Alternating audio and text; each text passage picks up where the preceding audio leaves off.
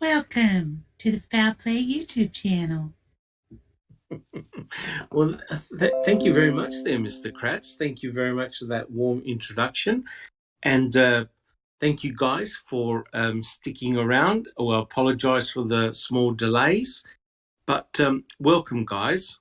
Welcome to our weekly podcast entitled Reading with Uncle Ken.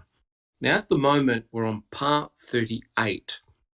For those unfortunate enough to have a copy of the book, we're on chapter 13, entitled The Vast, Fantastical Police Conspiracy.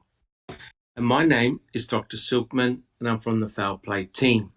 Well, look, guys, thank you so much for joining us in chat. As per usual, if you have any questions, do not hesitate. Put them down in chat, and we'll try and answer them the very best that we can. If you like what we do, guys, please subscribe. And we've all noticed that our subscription numbers, our subscribers have gone up recently, which has been really fantastic. Thank you so much for your loyal support. We really appreciate that. If you like our podcast, don't hesitate to leave your DNA on the thumbs up button. That'll be fantastic. Well, look, guys, it's been an incredibly busy week. A lot of things have happened, and we'll discuss some of those things before we start the podcast proper. It's been a hell of a week. A lot of things have happened. But, guys, as per usual, what I like to do is to introduce our esteemed panel, tell us who you are and what time it is in your part of the world. We have Alice. Hi everyone from Bonnie, Scotland, and it is 9 p.m. here in a cold Scotland. We have Inexplicable Susan. Oh, I'm number 2. Hi, everybody. It's 3:24, 58 degrees in southeast Kansas. Hey, we have, thank you, Inexplicable Susan. We have Jack 61. My bad, everyone. Sorry, it's my fault we're late. I don't know. Had a very blonde moment about the time. Anyway, it is 4:24 p.m. Eastern Standard Time. It is a balmy 2 degrees Celsius in Southwest Michigan. Thank you, Jack 61. We have Yoriz. Good evening, everybody. It's 10:20 p.m. where I'm from in the center of the Netherlands. I think it's about the same cold as J-Jax is experiencing right now, so that's where I am. Thank you, Yoriz. We have just Rhonda. Good afternoon, everyone. It is 2:24 in central Utah, United States, and it is about 47 degrees, cloudy, and looking like rain. Hey, oh boy. Thank you, just Rhonda. We have Neverly. One from Southern California. It is 1:25 in the afternoon, and it's 69 degrees. Beautiful fall day. Are you sure you don't want to go back to 5:30 in the morning? Please, I have post-traumatic syndrome from that. Thank you, Neverly. We have Sunshine Christina. Hi, everyone. It is 4:25 p.m. and it's about 68 degrees Fahrenheit. It's a beautiful day. Beautiful fall day. The kids are outside playing basketball. The leaves are turning as much as Florida leaves do. And it's just been a beautiful weekend this weekend. Awesome. Thank you, Sunshine.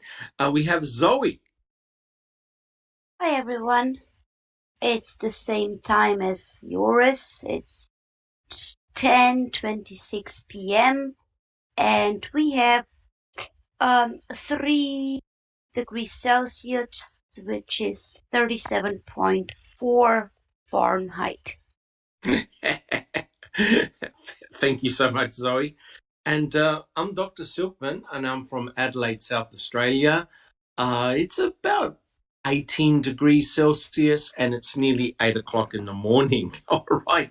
So as you can see, guys, thank you very much, panel. We are truly an international cast from all over the place, and we're here to bring our wisdom to this particular case. Now, guys, we really can't start the podcast proper until we talk about a few things. And I think it's worth mentioning. There's a few things that I want to talk about first, and that is the latest response to Kathleen Zellner. Does anyone want to make any comments to that? Anyone have any comments to what the state has said to Kathleen Zellner in her last filing? Jack 61. Not surprising at all. Disappointing for sure. But we got to understand this is still Wisconsin.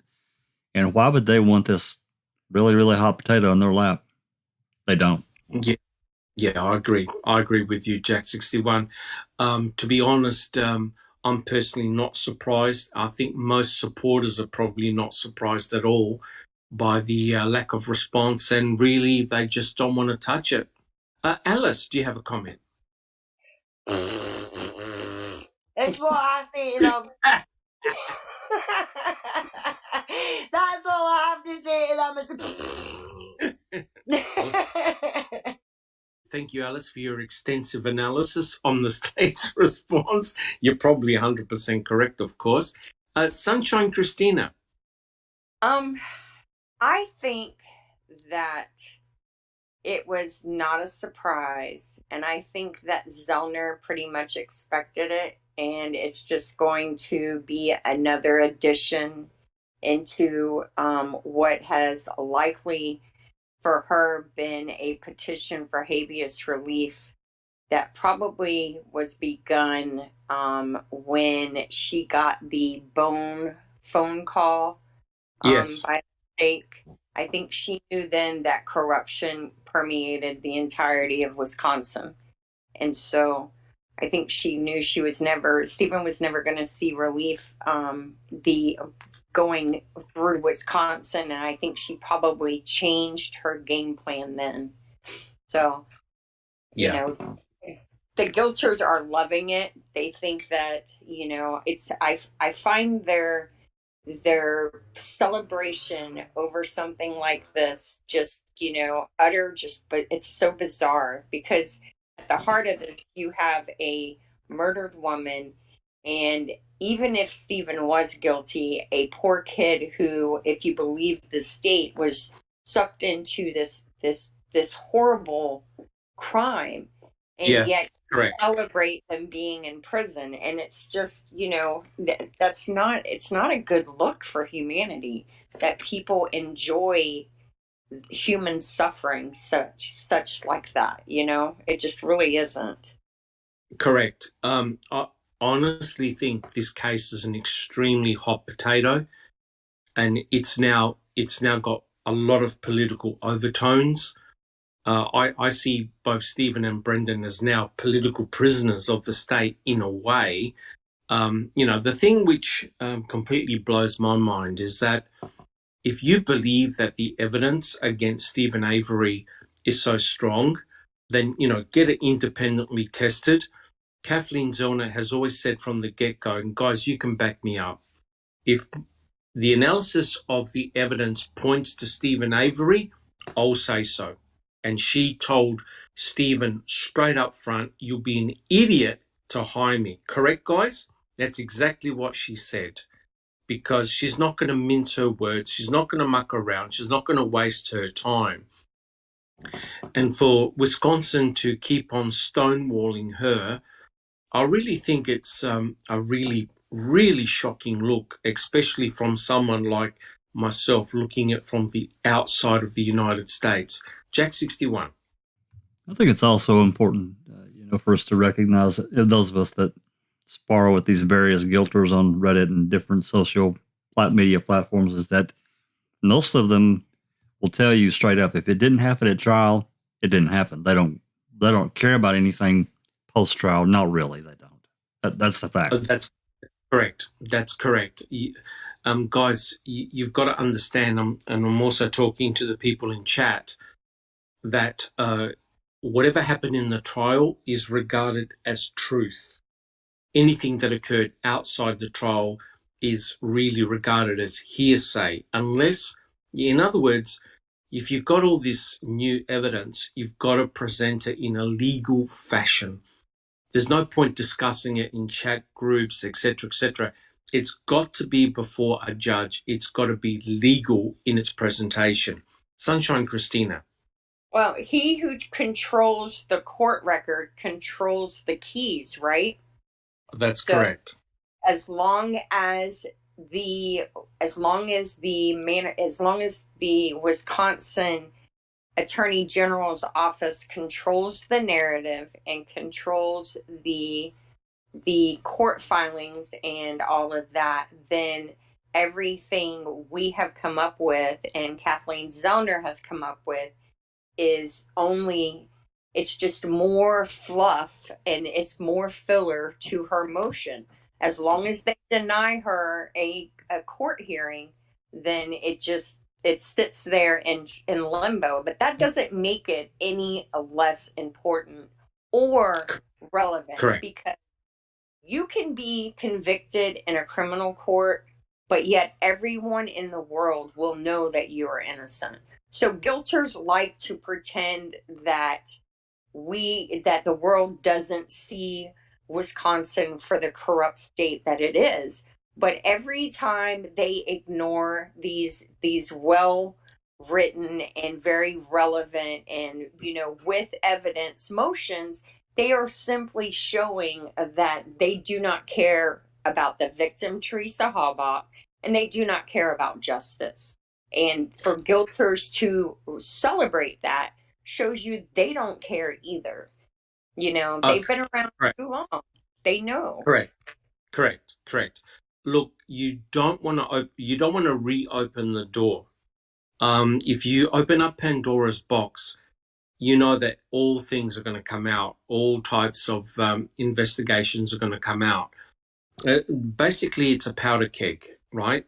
And the way I see it is that the judicial system do not want to open the door at all. They want Stephen Avery, in my opinion, to die in prison, quietly, go off quietly, don't cause any trouble. And maybe Brendan will be released in 2048 or some crazy thing like that. And basically, most of his life is gone or been in prison. And only if he admits to doing it. Oh, that's correct. That's correct. Yeah. That's correct. And remember when Stephen Avery was put in prison the first time round, basically the people in the parole board were saying, look, just admit that you committed this crime against Penny Bernstein.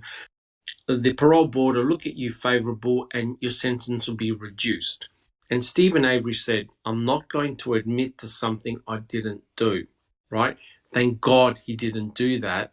And of course, he was exonerated. Well, he's digging in his heels again, right?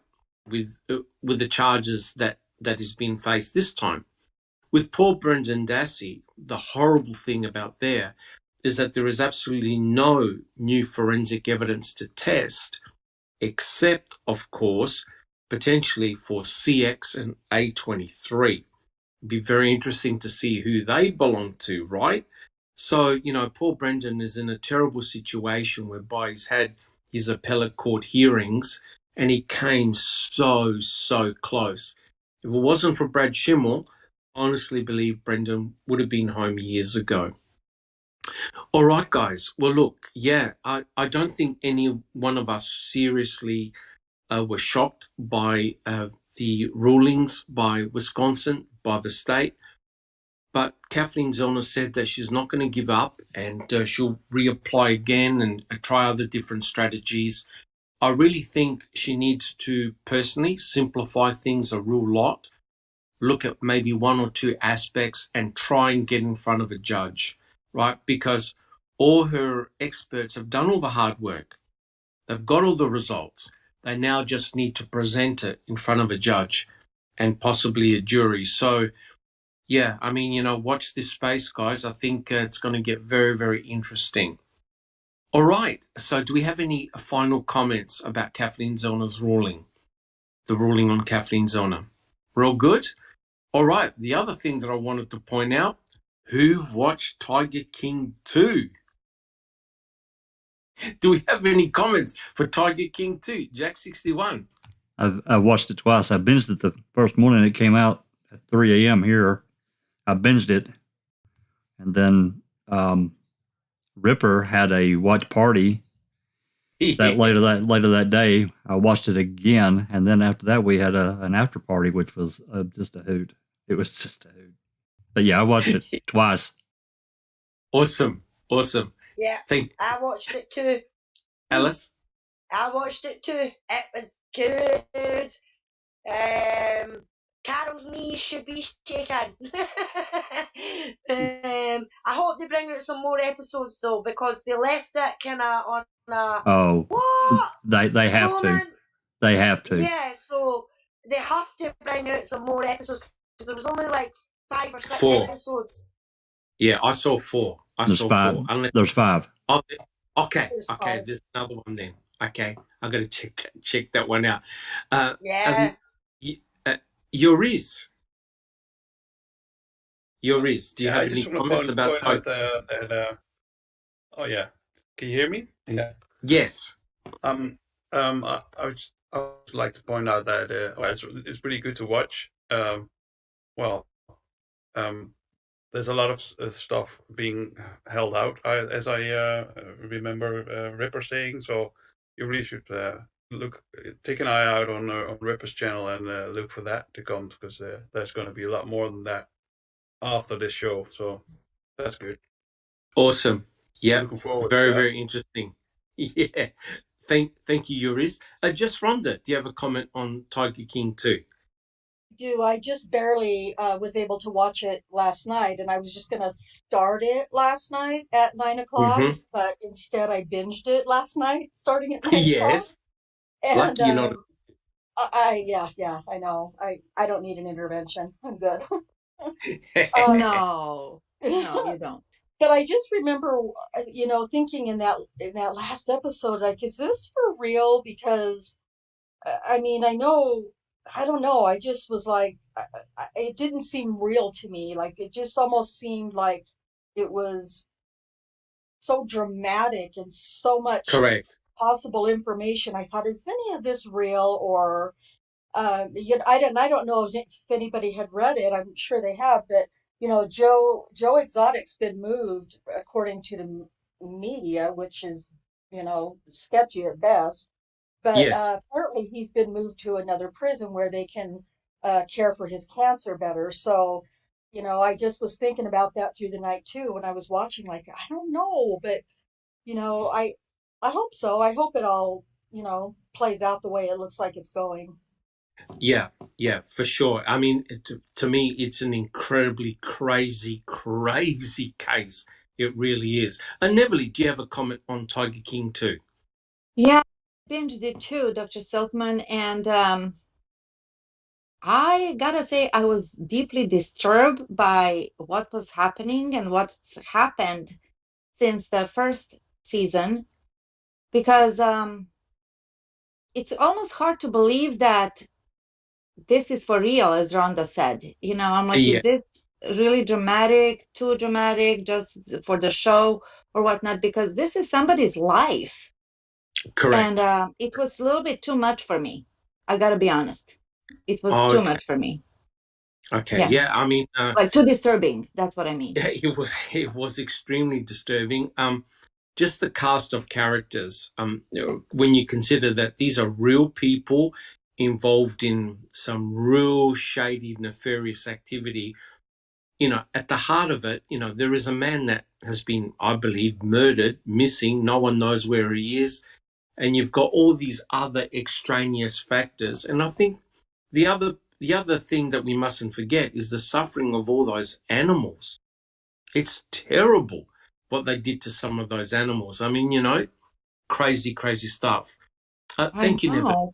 Yeah, Yes. but just one more thing is, how conniving can people be? You know, you think that I would learn my lesson from Making a Murderer and all the other shows that we watch, you know, with like missing people and killed people and what happens, random or purposeful killings. But this, for some reason, that struck me like almost too much for my soul. Yeah, it was deeply, deeply disturbing. If you haven't seen Tiger King or Tiger King 2, I really recommend it. Shocking, but it's disturbing. Yeah, It thank you. is disturbing. It had, you're correct. It had the same impact when I was watching Making a Murderer. I didn't think it was real. I thought Making a Murderer was a show, like, with characters, and you're seeing it like reality TV. But then you realize that these were real people and it was happening in real time as it was being filmed. Very, very disturbing. Sunshine Christina. You know what I thought was odd, unless I missed it. Of course, I binged it too. I think that we are all in desperate need of an intervention, whether Rhonda wants to admit it or not. No, we're not addicted. We're not addicted. Yeah, no. It's all in it's a figment of everyone else's imagination. But Correct.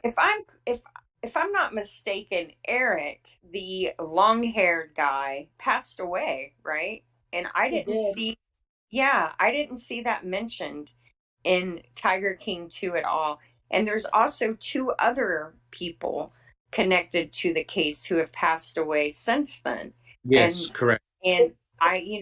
whether or not that is related to all the criminal proceedings that are ongoing or not, I think that, the producers, they kind of missed a chance to pay a little bit of respect to Eric, because Eric was a big part of both series. No, they did, Christina. No, they Yeah, did. they did a They did memorandum at of the it. very Yeah. last. I'm sure it was the They very did last go at the episode. very end. Okay, all Yes, right. Yeah, they they did. The do very, it. very Yeah. last episode they put in memory of, and then it had Yes.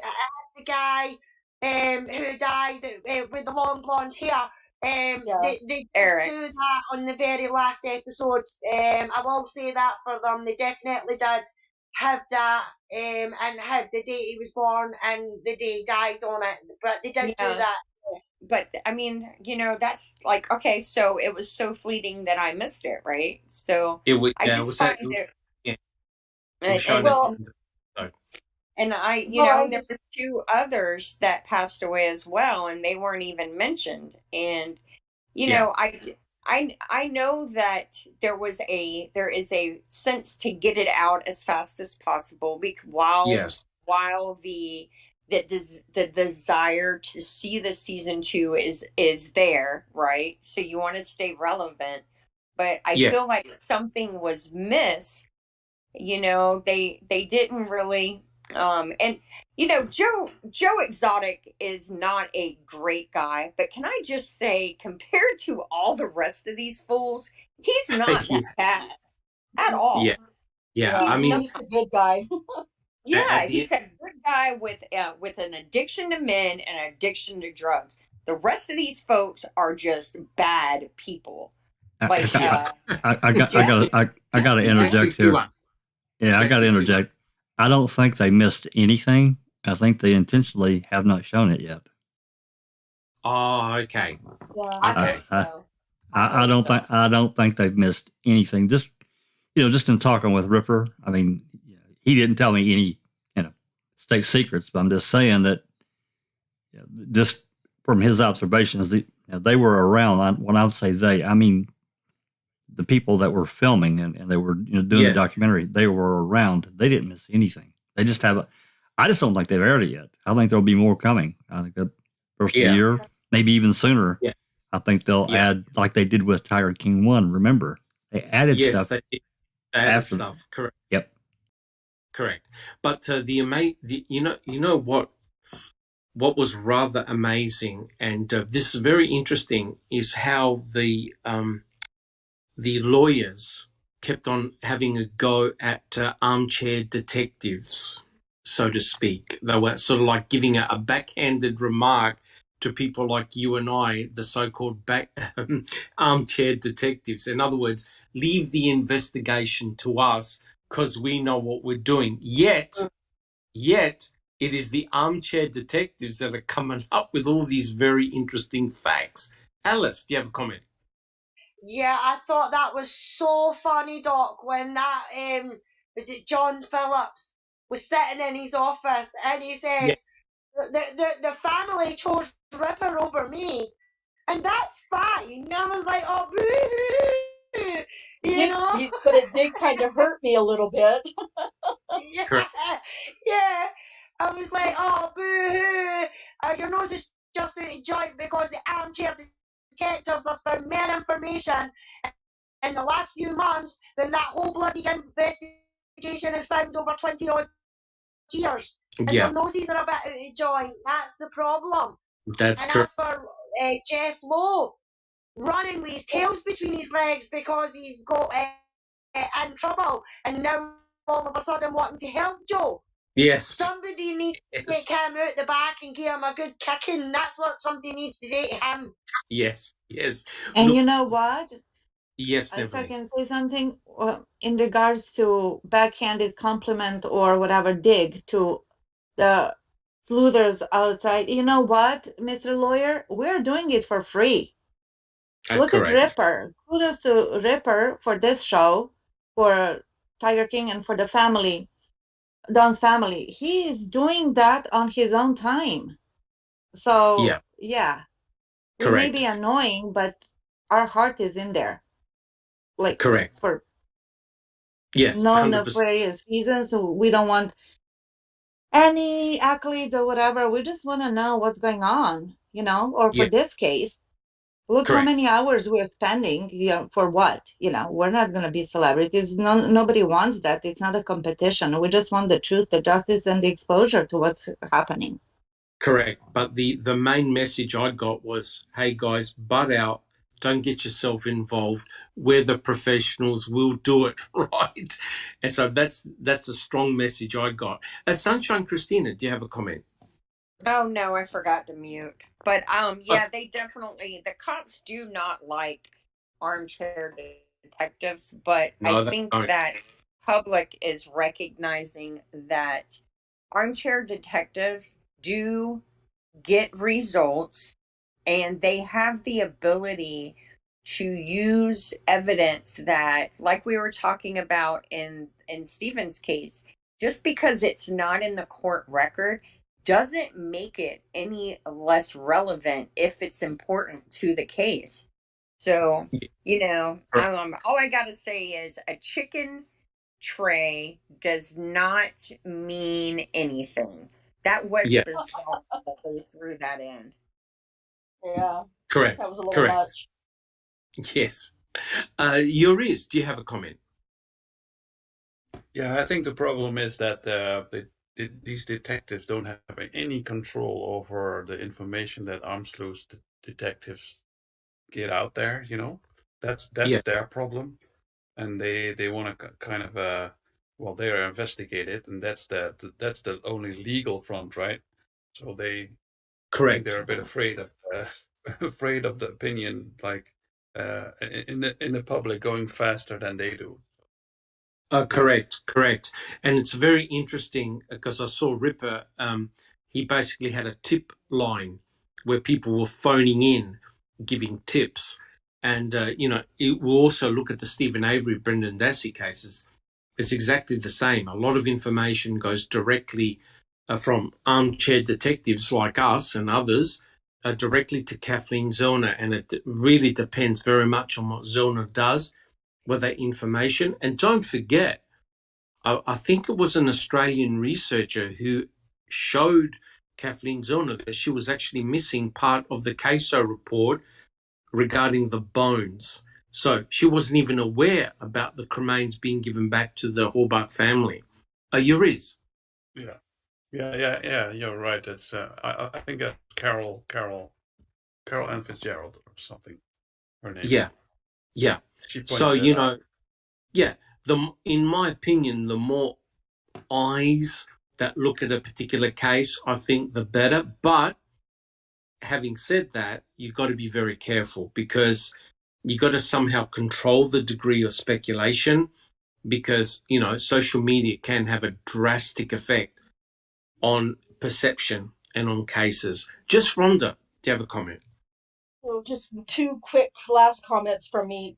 First of all, kind of going way back to what you guys were all talking about, the cast of characters in this saga.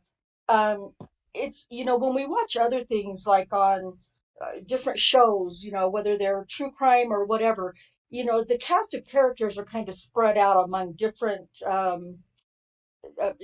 jobs or Yes. occupations and these are all just, and that's why I feel like it was just so overwhelming with the evilness of it, is because they're just a tight knit group all involved in the same thing. And so we see Yes. all of them just from one frame to the next turning on each other. And Yeah. I think for me, that's why it's so much different than other kinds of true crimes. And then the immature side of me is really, really nagging at me to mention if anybody else caught what's his name, Howard, in the truck trying to rap. Yes. I just Yes. thought it was hysterical. I was laughing. I'm like, oh my God, what is he doing? So anyway, Yes. yeah, that's all. Thank you, just Rhonda. Jack 61. I think we'd be remiss not to mention Carol Baskin's lawsuit against Netflix and the hilarity of it. Yes, yes. I don't know how much you've read. I mean, I read quite a bit of the documents that Cherie got for us, and oh my God. Yes. Oh my God. Yeah. Well, I mean, go ahead. I was going to say that might make a good open mic. Well, it probably would. It probably would, but I think I'll probably. I mean, Ripper covered a good portion of it anyway, but and I believe as he put it, this was really a propaganda thing for Carol. It was a very inexpensive comparatively. Yes. If you go hire a big advertising firm or some kind of firm to get your word out, it's going to cost you a lot of money. If you file a lawsuit, you got a few legal fees, and it's a much cheaper way to get out words things that you want to say to a very broad audience. So anyway, yeah, correct. But the other incredible thing, of course, is we've been reading Ken Kratz's book, and we've been going through it meticulously. And it's pretty obvious that he continues to have a go at both. Well, actually, he continues to have a go at a lot of people, but especially the viewers of Making a Murderer and also Netflix themselves. And the filmmakers. Very interesting. And the filmmakers. Very interesting that Carol Baskin is doing exactly the same thing. And, of course, Colburn is doing the same thing with his suit against Netflix.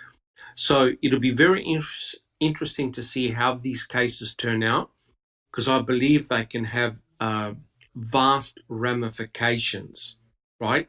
In other words, is it right to present these cases in a social media platform and put it on, disseminate it widely on shows like Netflix and other streaming services? Because instead of just being in-house within the country where the case takes place, you now got the global stage, and it has an incredible effect. And that's why I believe that Ken Kratz in part wrote this book, to give his version of events. All right, guys. Well, I'm almost too scared. To mention this. I'm not even sure whether I should mention this at all. But the other thing that blew my mind was the Kyle Rittenhouse case, which is just played out in court. Does anyone want to make a quick comment about Kyle Rittenhouse case? Alice. For fuck's sake. That's your quick. That's my comment. Oh. For fuck's sake. Typical. Okay. Thank you, Alice. Jack 61.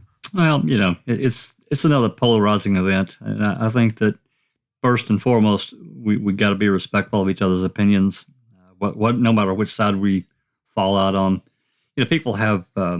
I can't really talk super intelligently about the case. I thought it was how things shook out in trial. Just what I did pick up were a lot of it was really strange. But yeah, I just think that in the days and weeks and whatever in front of us, I think that we should be respectful when we discuss it and be as factual as we Yes. can. And Yes. let's look at Yes. it from I think look at it from the standpoint, Doc, that it probably personally it's not going to affect us. So we, as people that talk together all the time, we shouldn't let it affect us here either. So Yes. Thank you, Jack 61. Yoris. Yeah, I just want to point out that the verdict was based on self-defense, right? I can see that. Correct. The video material that they showed, you can actually think like that is self-defense, but I think the jury didn't take into account that the fact that he came in there with an assault rifle. Is there nothing Yeah. provoking about that in itself? That's what I have some questions about, but. Yeah. In general, yeah, I can understand the verdict, but yeah. Yeah, very interesting. Thank you, Yoris. Just Rhonda. Yes, normally I try to just keep my mouth shut about things that are so divisive, opinion-wise, but I believe when this happened back in August last year, I rushed to judgment just based on what I was getting from the mainstream shit media. Yes. That it was that I believed all their hype and their white supremacy crap and blah blah blah blah blah. I was like, oh yeah, man, what the hell was this kid do? And then as I watched the trial and I heard facts that came through and saw the video that was in my mind very overwhelming evidence, not to mention the one victim, Gross Treats or whatever his last name was, whose arm got blown off. He testified on the stand that he pointed his gun at Kyle Rittenhouse's head before Kyle shot him. And I just, watching that show or watching the trial, I believe he acted in self-defense. And I am really annoyed that the media has turned it into a political. And I get the politics part, but they've turned it into all political and all racial and Black Lives Matters and all this and that and the other. And I'm just like, the problem with the Rittenhouse case is the media. Correct. Correct. Thank you, Just Rhonda. Sunshine Christina.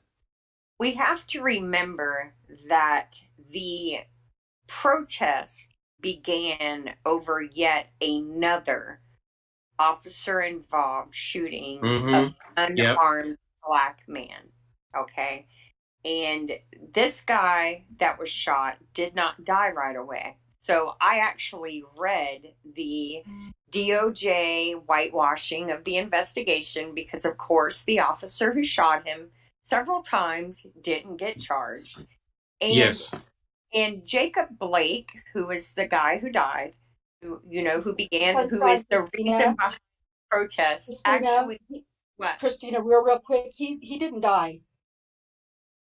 Jacob Blake, he didn't die. He's paralyzed, but he didn't die. Okay. Well, sorry, I just wanted. That's okay. That's okay. The way the report reads is he's dead. So, but that's really weird too. Then, but he said to them, "I don't even know why you didn't just shoot me in my legs." You know what I mean? They tased him multiple times, and I think that I think society as a whole, and probably the jury as in part, are like, we're letting officers kill people left and right without doing anything. They are facing zero consequence. So, and this guy, they allowed these protesters to bring weapons. It wasn't like Rittenhouse was the only guy there with a gun. And so I think that it is a it shows us that American society at this point in time is in a really bad place, and Yes. that there needs to be major change in the policing of the citizens. Yeah.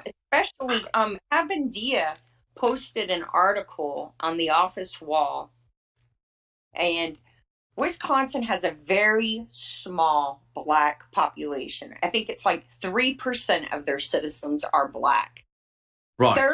They are the highest.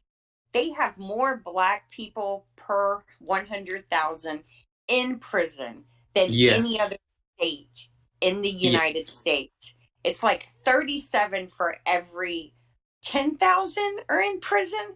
And if you think about that, that's insane. And that tells you that they are taking the people who can't afford attorneys, the people who are, that are this like marginalized in society, and you just pinning cases on them and just throwing the book at them. But then you have juvenile court judges like Brett Blame who are distributing videos of toddlers engaged in sex acts, getting 5-year sentences and losing their iPhone. Correct. Something's wrong. Something is wrong. Yeah, I knew I shouldn't have mentioned that case, but the reason why I did is because it's to do with Wisconsin, right? So you could imagine people are primed, people are really, they're charged up. So the Stephen Avery, Brendan Dassey cases are still on the back burner, and this is all going to blow up. It really, really is. You can only stretch the elastic band so much before it recoils. It was just a very interesting case, and really it has divided a lot of people. Exactly like the Stephen Avery, Brendan Dassey cases, it's been very, very divisive. Same with Tiger King too. Well, look, guys, I think thank you, panel. That was an excellent discussion. I didn't mean for it to go for that long, but what we'll do, we'll actually start the podcast proper. So what we're doing here, guys, is that we're going to continue reading passages from Ken Karatz's book, and we'll ask a series of questions and we'll get some opinions from the panel. And don't forget, guys, please put your questions in chat and we'll try and answer them. All right. Look, thank you so much, guys. We could have just talked about those topics for hours. Okay, I quote. You have to assume that these guys hated Avery enough that they were willing to risk not only losing their jobs, but also going to prison themselves for the murder of Teresa Horbach and or for planting evidence. That's a bushel of hate. But neither Lenk nor Colburn faced financial pain from Avery's lawsuit against Manitowoc County. In fact, pop that last aspirin and maybe pour yourself a drink too. Andy and Jim both thought Stephen Avery should win his case. Two veteran cops who have heard, "I'm innocent, officer," more times than they could remember, believed a local man deserved a payday at the expense of the sheriff's department. Right? Now, remember, guys, we're talking about Andrew Colburn and Jim Lenk here. Both Colburn and Lenk were deposed in the Stephen Avery civil suit. Both worked for the MTSO. And there was an agreement that no officers from the MTSO were going to play any role in this investigation, in the disappearance, murder investigation of Teresa Horbach. Yet we know that Lenk and Colburn were absolutely everywhere. Here's my question to the panel. How was it that the only person in Wisconsin who had a $36 million civil suit against the county, Kasserich, and Vogel just happened to kill Teresa Horbach for no reason whatsoever. And a sub-question is this: who would have hated Stephen Avery? Because remember, Ken Kratzer say, come on, there's no way that anyone would hate Stephen Avery. So guys, how did it just so happen that the only person who had the civil suit got pinned for the murder of Teresa Horbach? Who would like to answer that one? Alice. Alice. $36 million, Doc. $36 million, yeah, that's a pretty big incentive. Anything else? Yeah, that's the only incentive, Doc, because Link and Colburn work for MTSO, Kasurik and Vogel are way MTSO, so they're all buddies, they're all pals, they're all looking out for each other, so they're going to cover each other's backs. So, True. to me, if Link and Colburn were that sure about Stephen getting this money, why did they not come out and say, oh, he's entitled to it, when other people were saying that he was entitled to it, when the Innocence Project was on their back? Because they were part of the crew and they knew the shit was going to hit the fan, and this is why it was $36 million, and Stephen was it, and that was it. Correct. Thank you very much, Alice.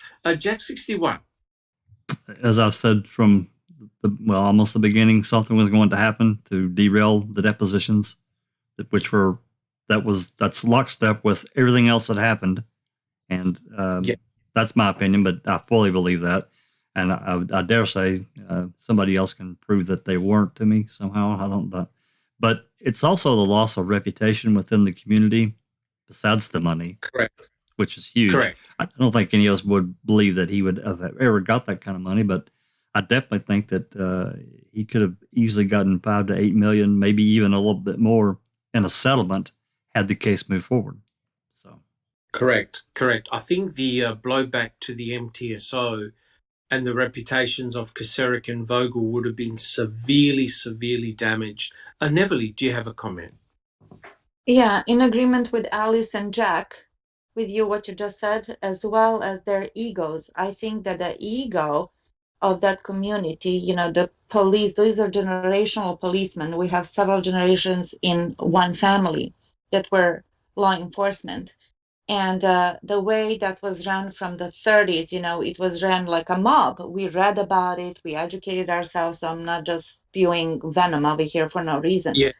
Yes. Imagine that one country bumpkin, junkyard bumpkin actually, wins, whether it's the money, the lawsuit, or whatnot, and being so popular at the time after he was exonerated, he was the local celebrity. They couldn't have that. They couldn't have it.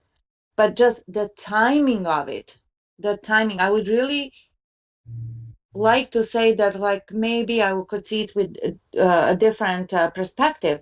However, the timing of Teresa's disappearance and that Kratz, how he brushed it in the beginning of the book. Remember when he said, oh, and Uyghur walks into my office and he said, oh, you wouldn't fucking believe it, what just happened. Yeah, I know. Right? That was shocking. That was exactly Kratz and his minimizing and trivializing of the mere factor that we get mentioned Stephen Avery so early on, that really said a lot, in my opinion. Me too.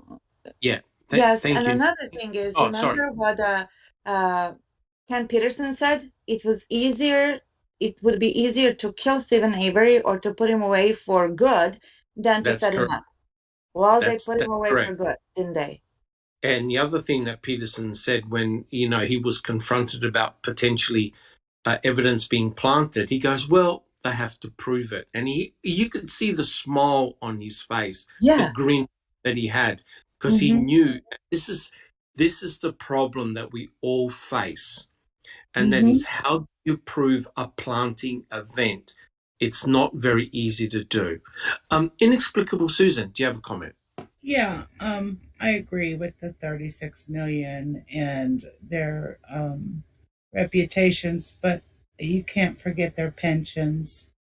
That is their Correct. entire future. And they would have lost their pensions if they were found to be guilty of, you know, Correct.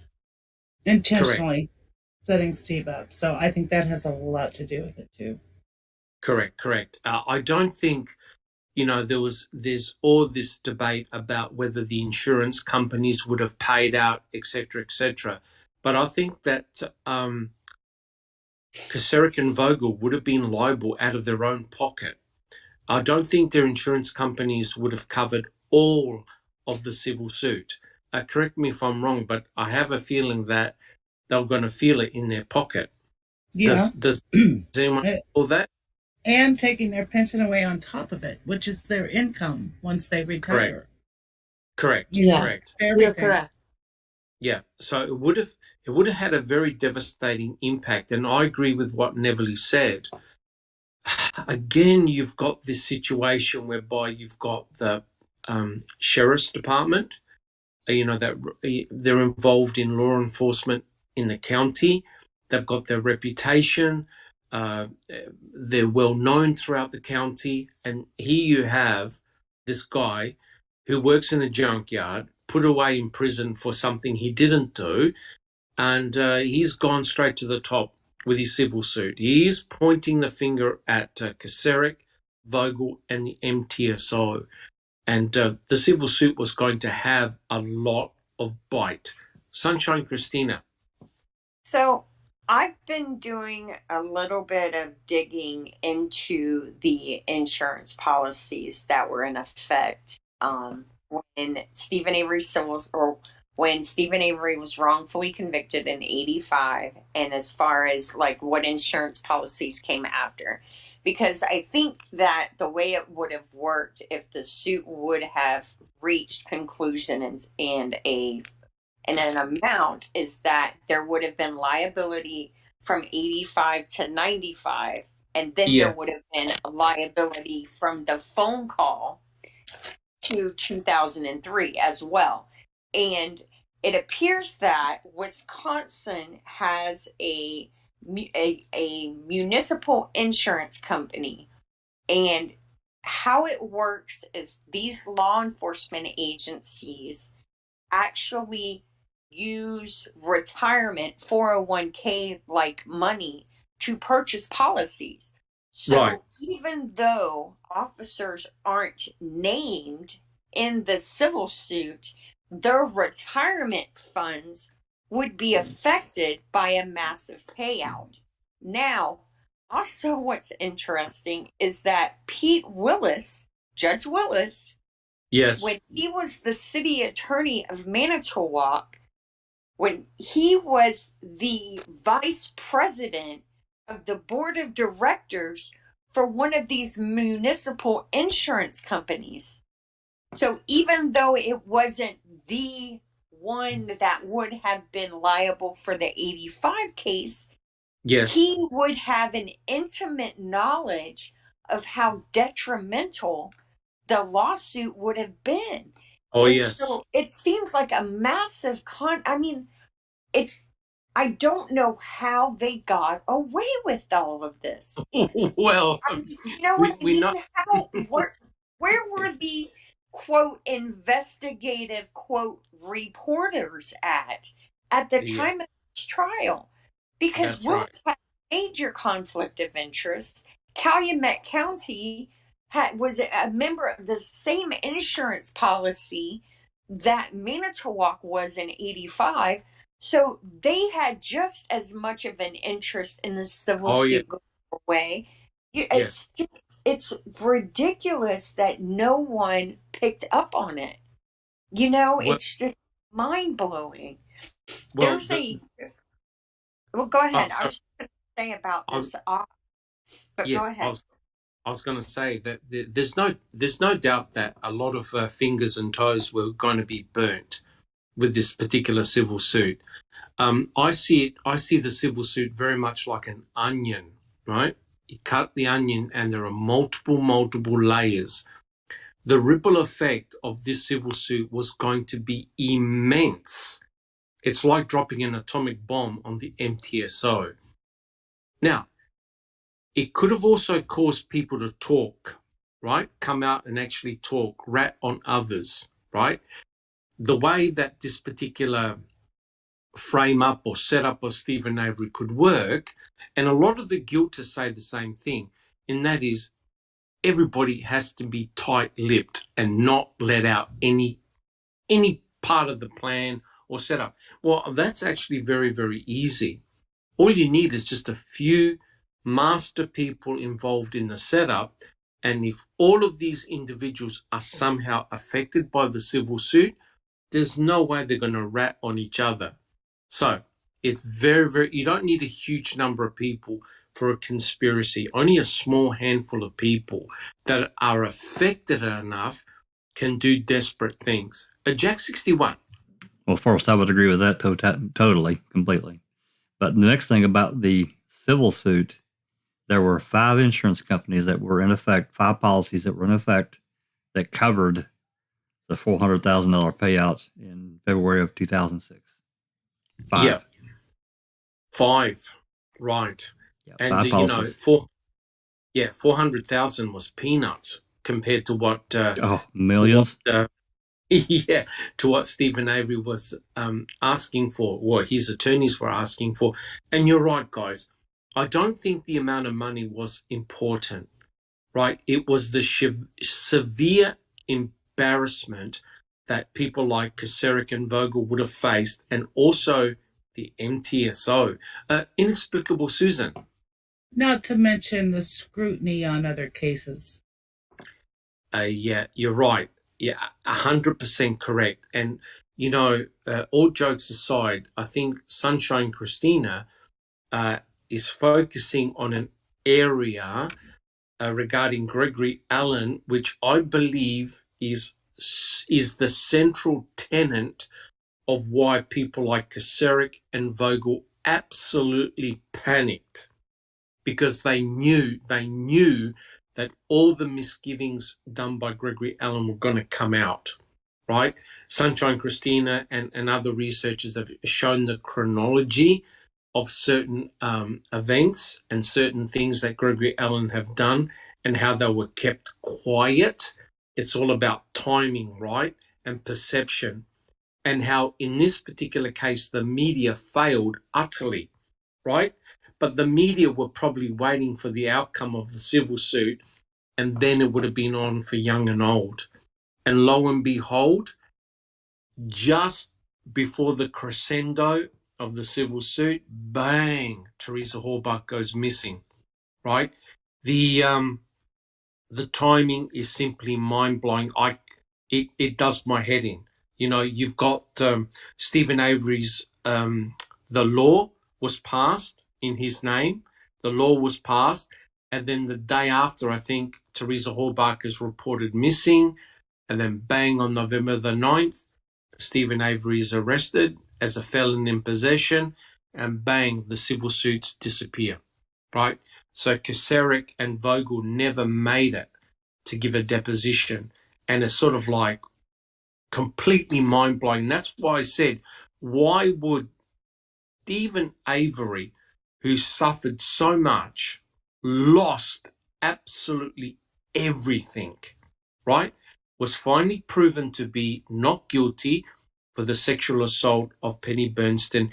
And remember, he had 16 material witnesses that were able to account for wherever he was that day. How could Vogel convince a judge and a jury that they were all liars, right? So hence, when he got exonerated, the civil suit came into play to get justice. Why would Stephen throw all that away and provide the ultimate lifeline to people like Kaseric and Vogel, who had done so much harm, personal harm to him? Whereas Teresa Halbach never did anything to Stephen Avery. Inexplicable, Susan. One answer, he wouldn't. I can't see any way that Stephen would do that. Exactly. And the frustrating thing is that the state, correct me if I'm wrong, didn't have to provide a motive for Stephen Avery. because they couldn't think of a motive, right? Alice, do you have a comment?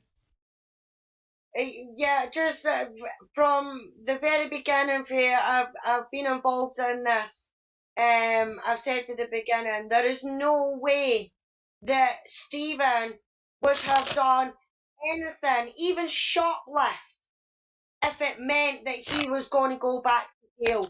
He would have been loving life too much because he was finally free after serving 18 years. You know what I mean? Correct. So there is no way he would have done something as daft as murder somebody on his own property, burn her in a fire, and leave the bloody car on the property. It's just Correct. nonsense.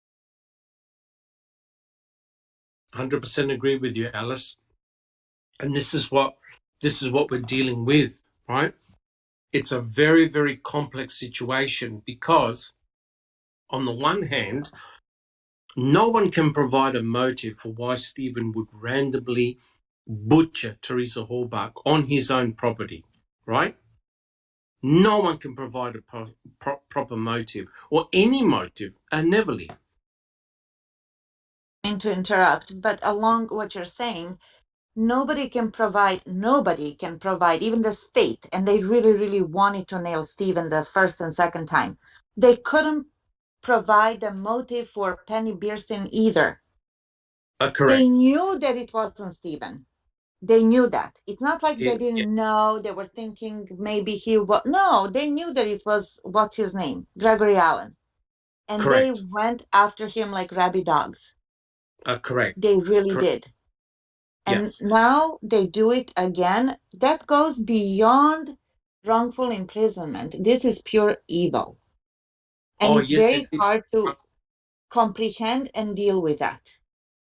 That's correct. And what is The very justice frustrating, system. yeah, and what is very frustrating is that the state continuously stonewalls Kathleen Zellner. Inexplicable Susan. Yeah, not only was Stephen finally free, he also had a fiance. He was getting married. That's one of the Correct. things that Stephen always wanted, was to be married and have a family. And Correct. he had a shit ton of money coming at him. You know, correct. There is just it makes no sense whatsoever. There is Yep. no motive. No, none whatsoever. Thank you, Inexplicable Susan. Yours. I just wanted to say that if Kasurik and Vogel, well, they clearly had a motive to get Stephen Avery out of the way, but Yes.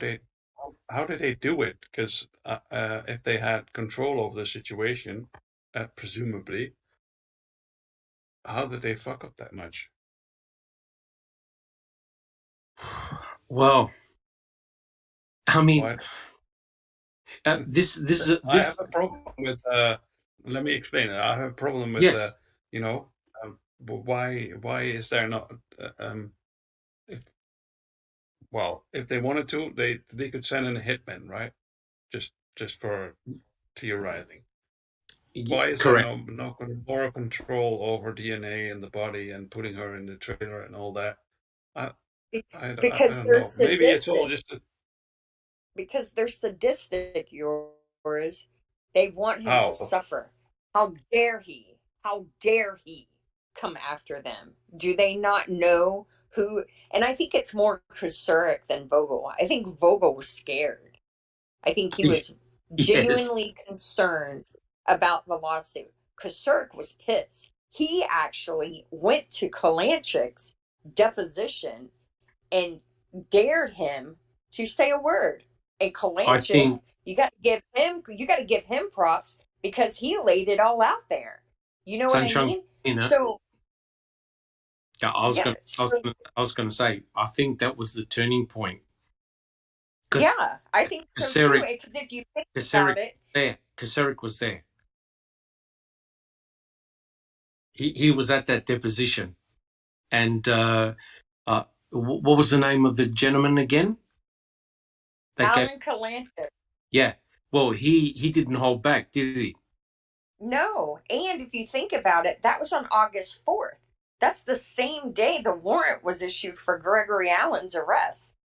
September. Correct. September. September. Oh, it was in September? Okay. So you have Kalanchik in August. So he's already feeling the heat. And then the next month, Gregory Allen pops for yet another sexual assault. And then y'all wait to find out what I just found out about these sexual assault kits in Wisconsin and what they have Yes. done. This is Yes. not the right video for it. So, I'll wait until we have one. But they are literally trying to do everything under the sun to keep Gregory Allen's victims from being known. So 100% correct. you know, 100%. they know what they've done. They know. And that's why I think, because I know all this, that's why I genuinely believe Zellner has a friggin' hell of a shot at a habeas corpus petition. Because not only are they denying Stephen Avery his basic civil rights, they're also denying basic civil rights to victims of violent crime. And they're taking government money, federal government money, and That's saying right. yeah. So I mean, it's corruption at its corruption at finest. But you have to admit, it's corruption that's open. They're not hiding it. It is open.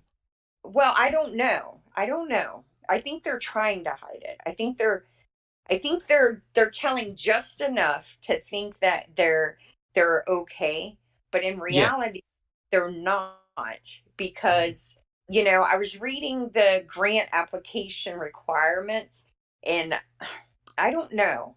I'm waiting on some people if they actually call me back to understand, but they took $6 million, and some of this money is set aside for the testing of kits that are older than what Wisconsin has submitted kits for. Yes. So you see what I'm saying? So if you take this money, but yet you're not submitting the kits, then you're stealing from the federal government. Correct. And sorry. Thank you, Sunshine Christina. Yoris. This is another question. Just basically, if Kosturik and Vogel were involved, who killed Teresa Halbach? Was it just a coincidence, and they just happened to be lucky? That's what. They either Kosturik either ordered someone to do it, or he hired someone. All right. Think about this. He has worked with juveniles his whole career. So I'm sure he has marginalized youth who feel like because of him, they've kept out of trouble, or, he's looked the other way for things. I mean, I'm telling you, Kosturik is an evil, evil man.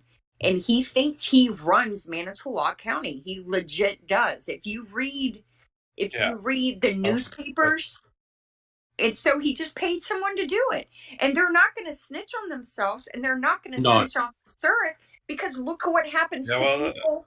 Look what happens to people who try and put Kosturik in his place. Not only do they go to prison for life, a woman died, and their nephew goes to prison. Control over that body, right? Yeah, If and they I think they the had reason control over someone doing it, then they had control over the body, the car, whatever. No, They could have used much more planting issues. But Yoris, the reason that she was reduced to bones and bones only is because Stephen got off on one pubic hair.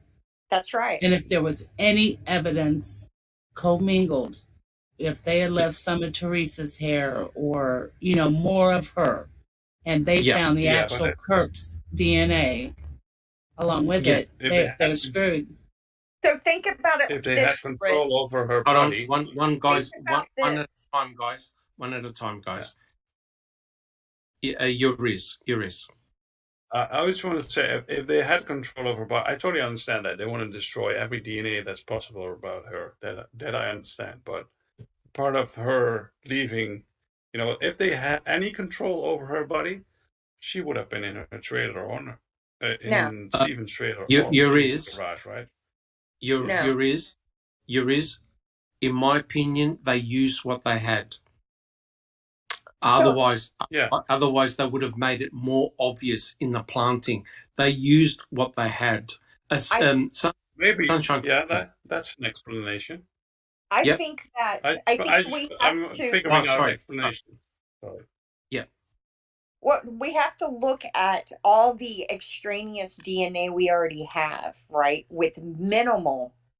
So we have male DNA on the license plate that isn't Stephen or Brendan's. We have CX in the quarry, right? We have A23. So Yes. I think that at first this was going to be a no body crime. And Kratz and them said, without a body, you're not going to convict him. Because look, you have to remember, this is in wake of what they did to him in 85. There had to be enough evidence to show that Stephen Avery did the crime. And I think also the original plan was not to have the crime occur at Avery property. But I think the phone calls to Jody were something that could not be they couldn't just bury them. There were too many people that knew they happened, right? Because you have a third party provider. Yeah.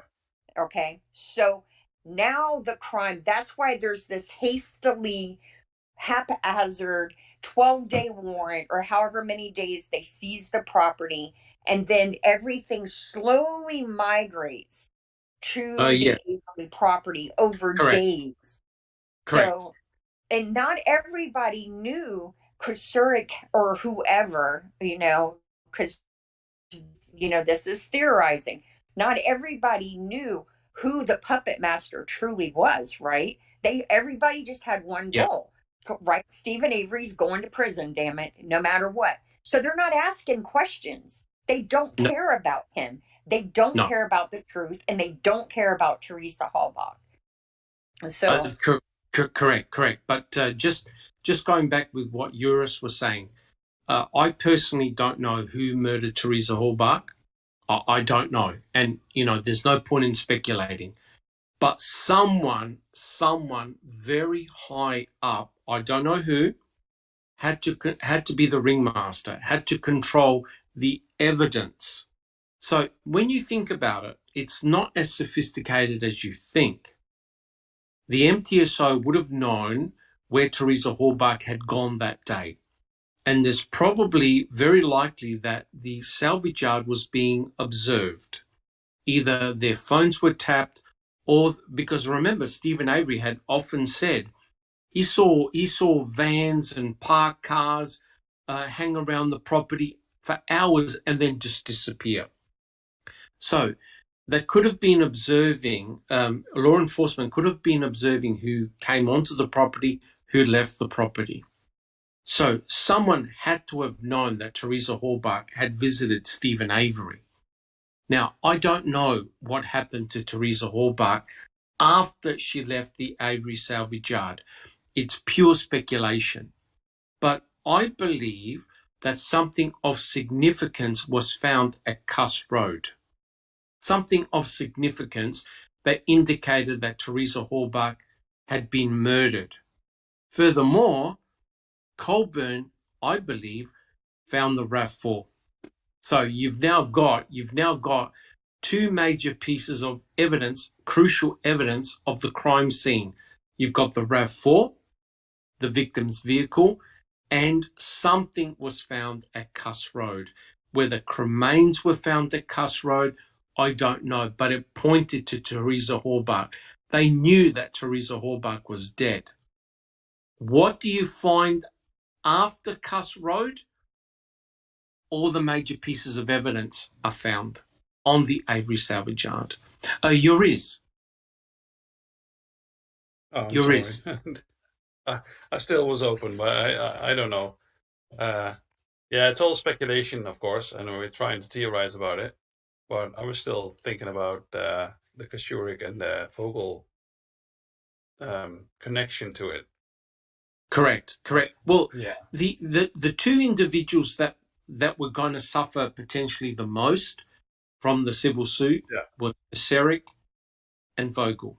Definitely. And not only that, those under Kusurik would have also been called into question, right? So everything would have come out onto the table. Because remember what Peterson said? Peterson said he sent out an email or a message to everyone. No one is to discuss the Stephen Avery exoneration. So straight away, they were doing a ban on anyone discussing anything because I think they knew what was coming. Alice, do you have a comment? Yeah, I completely agree with you, Doc. Something definitely happened at Cuss Road. There was more activity at Cuss Road and more crime scene tape at Cuss Road than ever was on the Avery property at one point, in any one specific day, in my opinion anyway. I don't know if I can get my head around the fact that the police killed Teresa. That I'm not 100% sure on. But as for getting Stephen, as I've always said from the beginning, it was DNA that got Stephen off and got him out of jail. So Correct. They made a point of planting DNA that could firmly put him in place, whether it be our house or whatever, you know what I mean, a car or whatever. They were going to plant his DNA no matter where it was, or get him for something, because as you say, I think he was being watched. I think they were watching him for the day that he got out of jail, you know. Yes. And if they were, then they would have seen Teresa going on and off the property, because Teresa had been to Stevens at least 10 to 15 times before the 31st of October. Yes, she had so, been. In my opinion, Doc, I don't think it would have mattered whether it was murder or not. They planted that DNA, and that's what they got. They got him off. They got off with DNA, so they were making sure he was getting put away with DNA. Correct. Because the power of DNA, basically. DNA got him exonerated, and DNA got him back into prison. And the irony is, it was the same lab tech, Cherie Cohen, that did it. Sunshine Christina.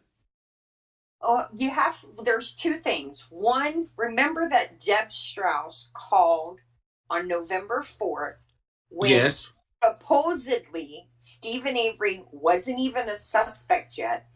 And in her entire conversation, not once did she question or ask about Teresa.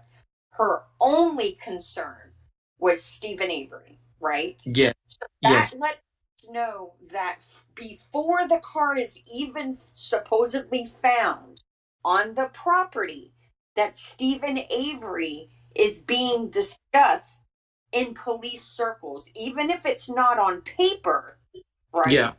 Because, they're controlling what they're writing down. They are going to make this fit Stephen. And Deb Strauss has the dirt to do it. And then as far as Vogel had called Griesbach multiple times asking if there was a report on Allen in the prosecution file. Now, what's key about that is this. It shouldn't have been a report. It should have been multiple reports, not just one. So that tells you that Vogel, it's an embedded confession, right? And Glenn and Kelly picked up on it. That means Vogel knew that he had withheld exculpatory evidence. Oh, yeah. Defense. Correct. And he wanted to make sure he had covered his ass and at least slipped one police report in there. Now, if in the depositions, there are several questions about the bait stamping of this report and about it being stapled or not stapled, because it was never given to Risa Evans, right? They put it in there afterward. They were screwed. They were screwed because there's no explanation that he could give for intentionally convicting Stephen Avery, and one, not doing the same thing to Gregory Allen and protecting society, and two, both of these men knew damn good and well who Gregory Allen was, and Correct. neither one of them listened to multiple people who said, hey, this crime fits Allen, not Avery. And all of that was like just overwhelming for them during on Halloween. Couchet had just testified 5 days Yes. prior, 5 days Yes. prior in his deposition, and it was damning. And now you have another CODIS hit to Gregory Allen. These men were at the end of their ropes. They felt like there was nowhere else to go, and if Stephen Avery didn't go back to prison, they were going to kill him. So. Oh, correct. And as I've said many times before, desperate men do not desperate men. Desperate people do desperate things. And you're correct. They were being squeezed. And it's remarkable that Kacerik himself attended one of those depositions. Now, think how bizarre this was. In the same room, you've got Stephen Avery and you've got Kacerik in the same room listening to the same deposition. Kacerik knew then and then what the vibes of the depositions were all about because he heard the questioning.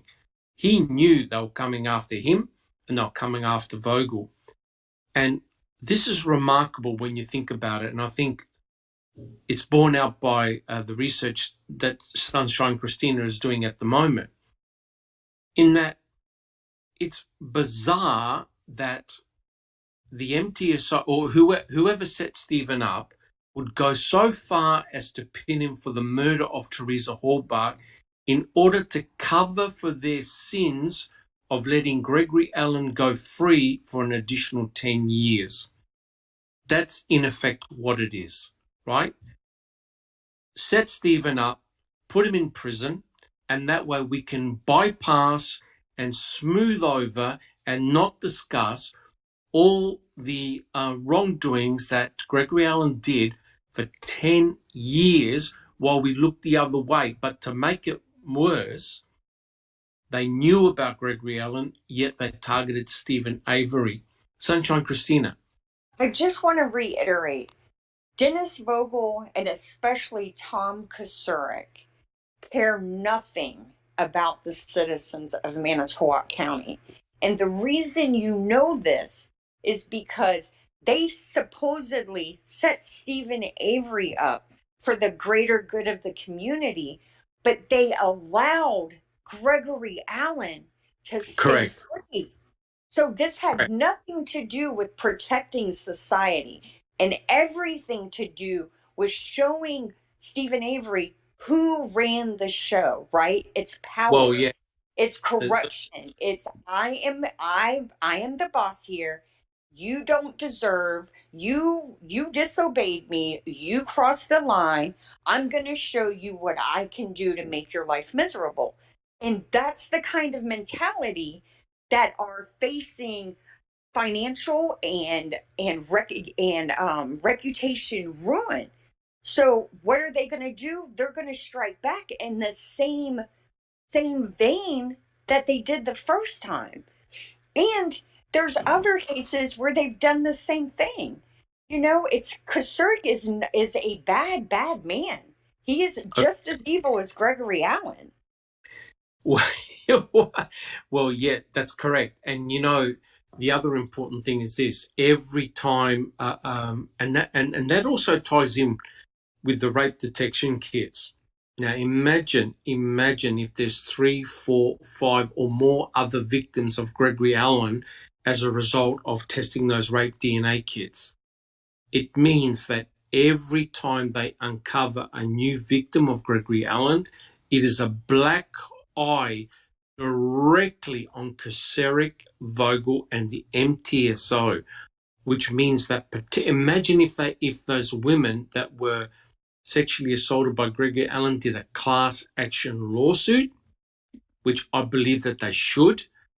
It'll be the domino effect. It'll be so they may feel that they're off the hook, but I don't believe that's entirely true. Sunshine Christina. Well, what's concerning for me is Gregory Allen's been locked up since 95. They only submitted kits from 2010.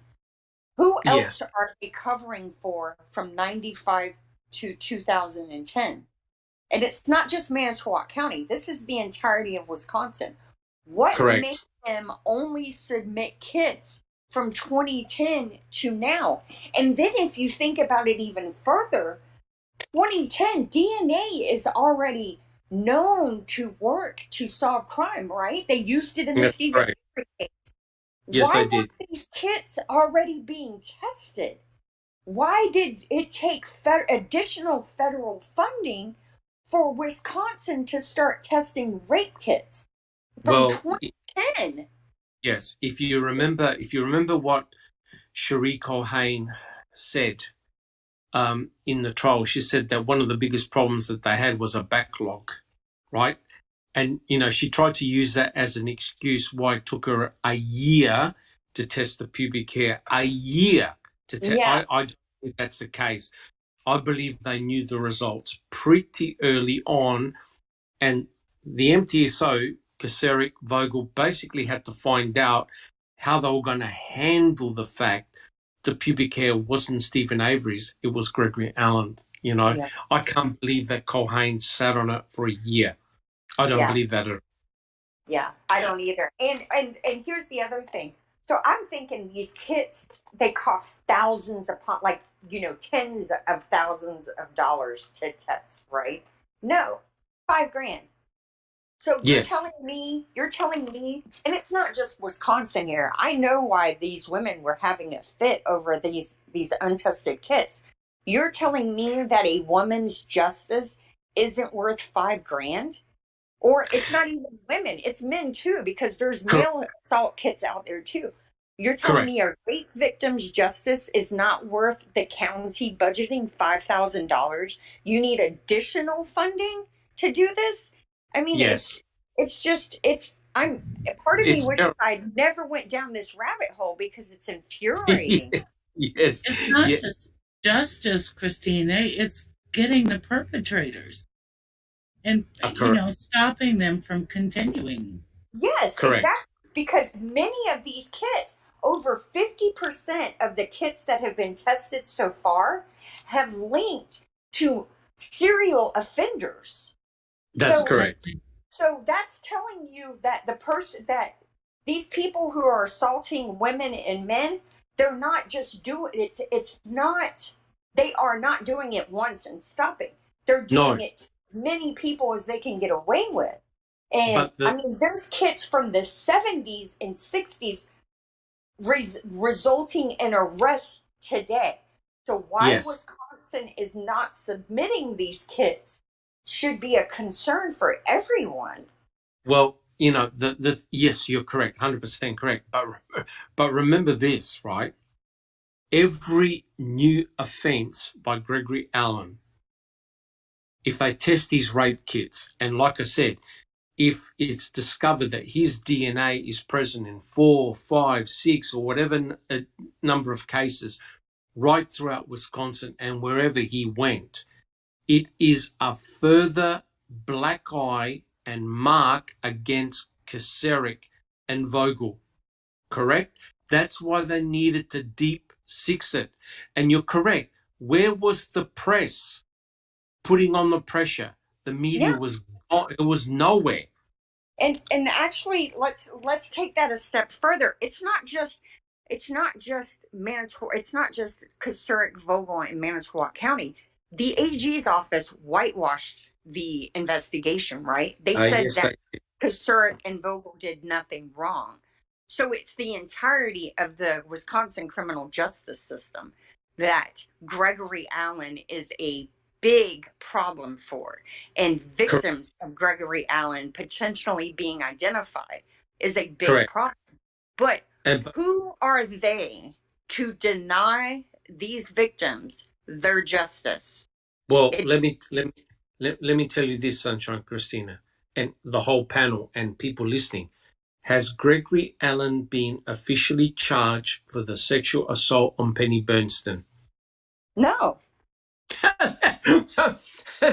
Now let's get this straight, right? Let's get this straight. A sex kit was tested.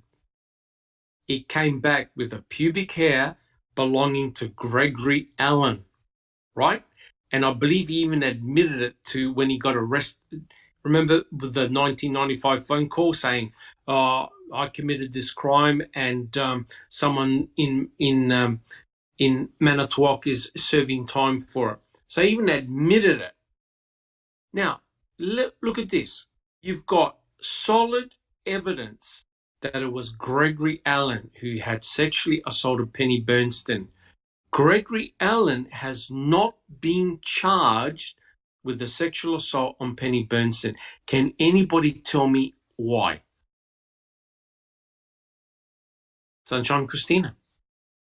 Well, if you had kept him in the news, then more victims would have come forward, right? Because correct.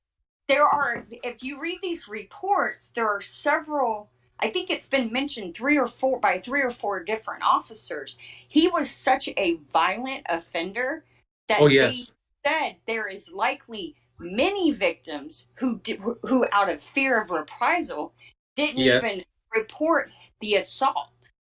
So correct. And and let me just put this out there for those who may be thinking. So, first-degree sexual assault does not have a statute of limitations.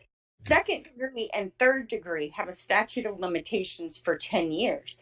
But I believe Gregory Allen has murdered as well. Okay, we know he's suspected in the Donna Emmel case.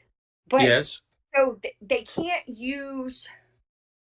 can't say they're not submitting kits from prior to 2010 because the statute of limitations are up, because I'm calling bullshit that there are not sexually related murders with kits that they collected prior to 2010.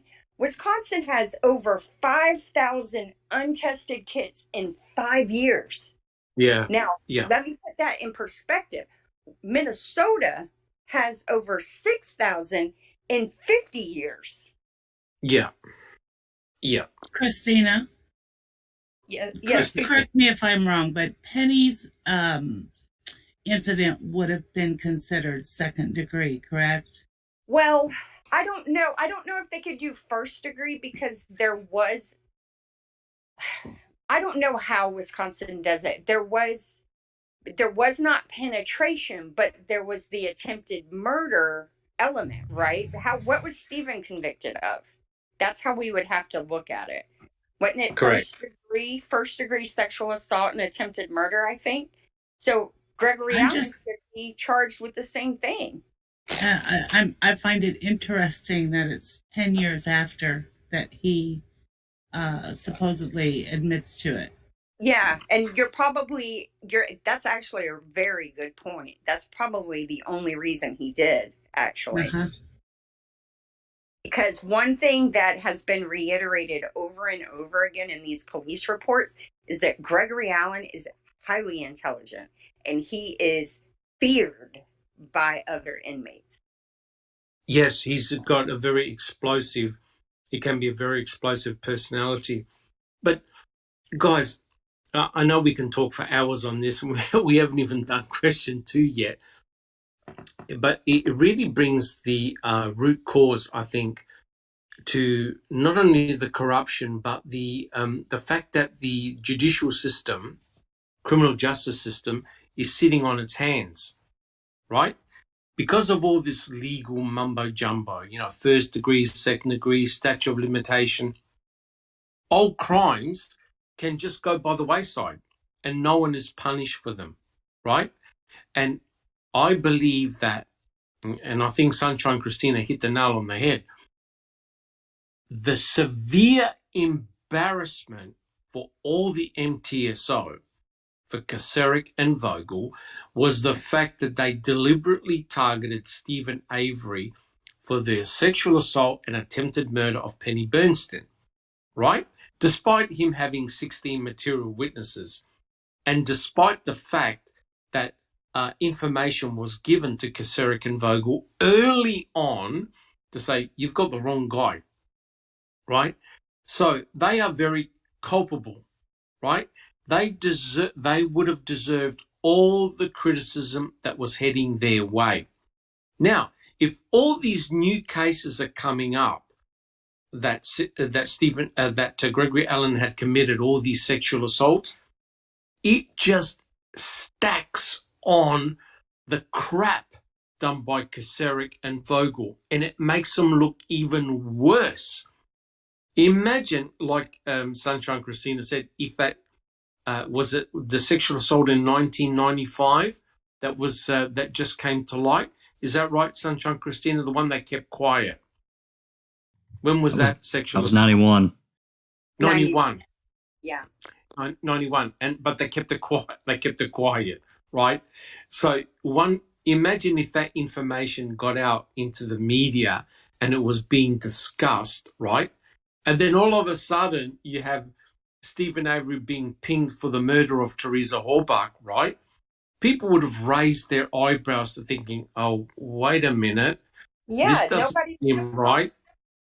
That's correct. That as it is, making a murderer has divided and polarized people, right? There's no doubt about it. It's polarized people. There are individuals who say he's guilty. There are individuals to say he got set up. Inexplicable, Susan. Was it not, he committed that in 91, but the DNA match was not until what year, Christina? 99. Yeah. Okay, so the DNA match was in 99. That cop was a lazy cop who looked into Gregory Allen, saw that he was convicted, didn't even bother telling the victim that her perpetrator was safely behind bars and just put the file away. So she saw a show where another serial rapist was caught by DNA technology around New Year's of 2005. And she called the victim's advocate that she had worked with during her assault and said, hey, I saw this show. I wonder if we could test my evidence. The victim's advocate called a detective. That detective looked into the case, saw the DNA match, called the cop who didn't do anything. And he says, I'm pretty sure I called her and she didn't want to prosecute because he was in prison. Yet she's calling, wanting to catch the guy who didn't. So obviously he didn't call, right? But they kind of just minimized that. And so she says, yes, I want to prosecute. And so they travel to Wisconsin. They do another DNA exam on him. They run it through again, their lab. I guess you have to double check CODIS's match.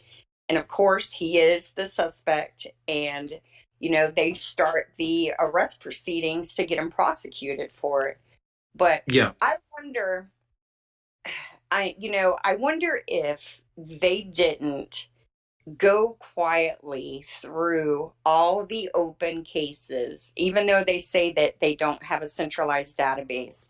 I wonder if they didn't try and destroy any cases they thought were connected to Gregory Allen. It wouldn't surprise me. Well, this is the essence of the civil suit, right?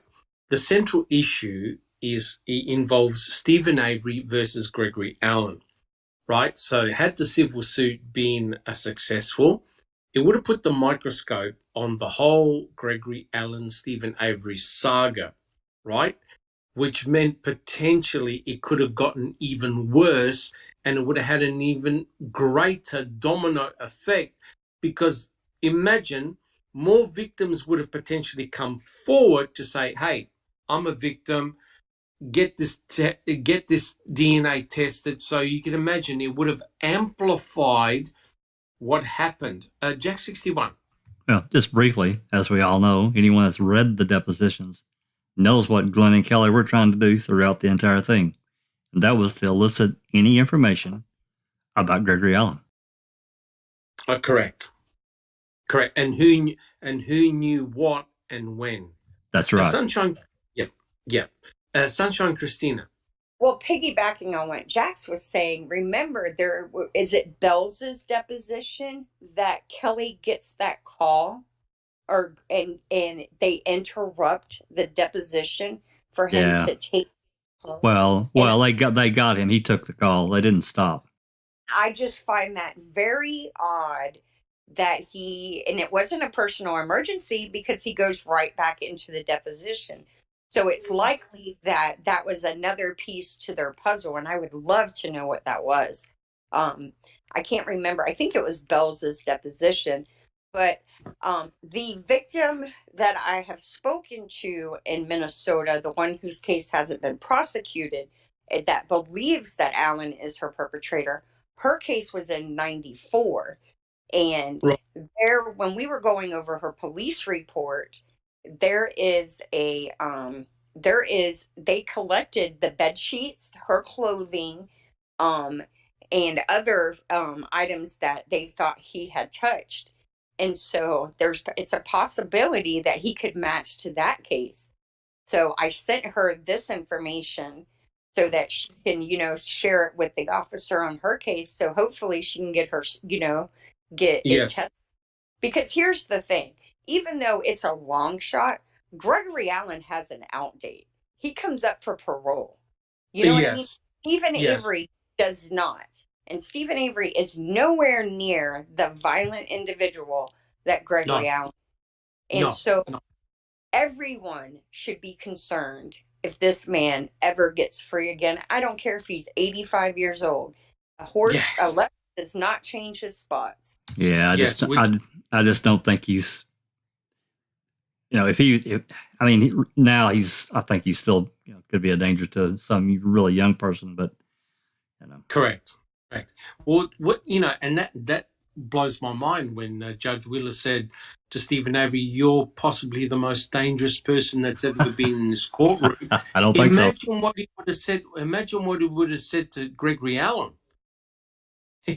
You know what I mean? I mean, the damage that Gregory Allen has done to so many different people, and what is disturbing is that Vogel kept on downplaying a lot of the offences. He downgraded the offences.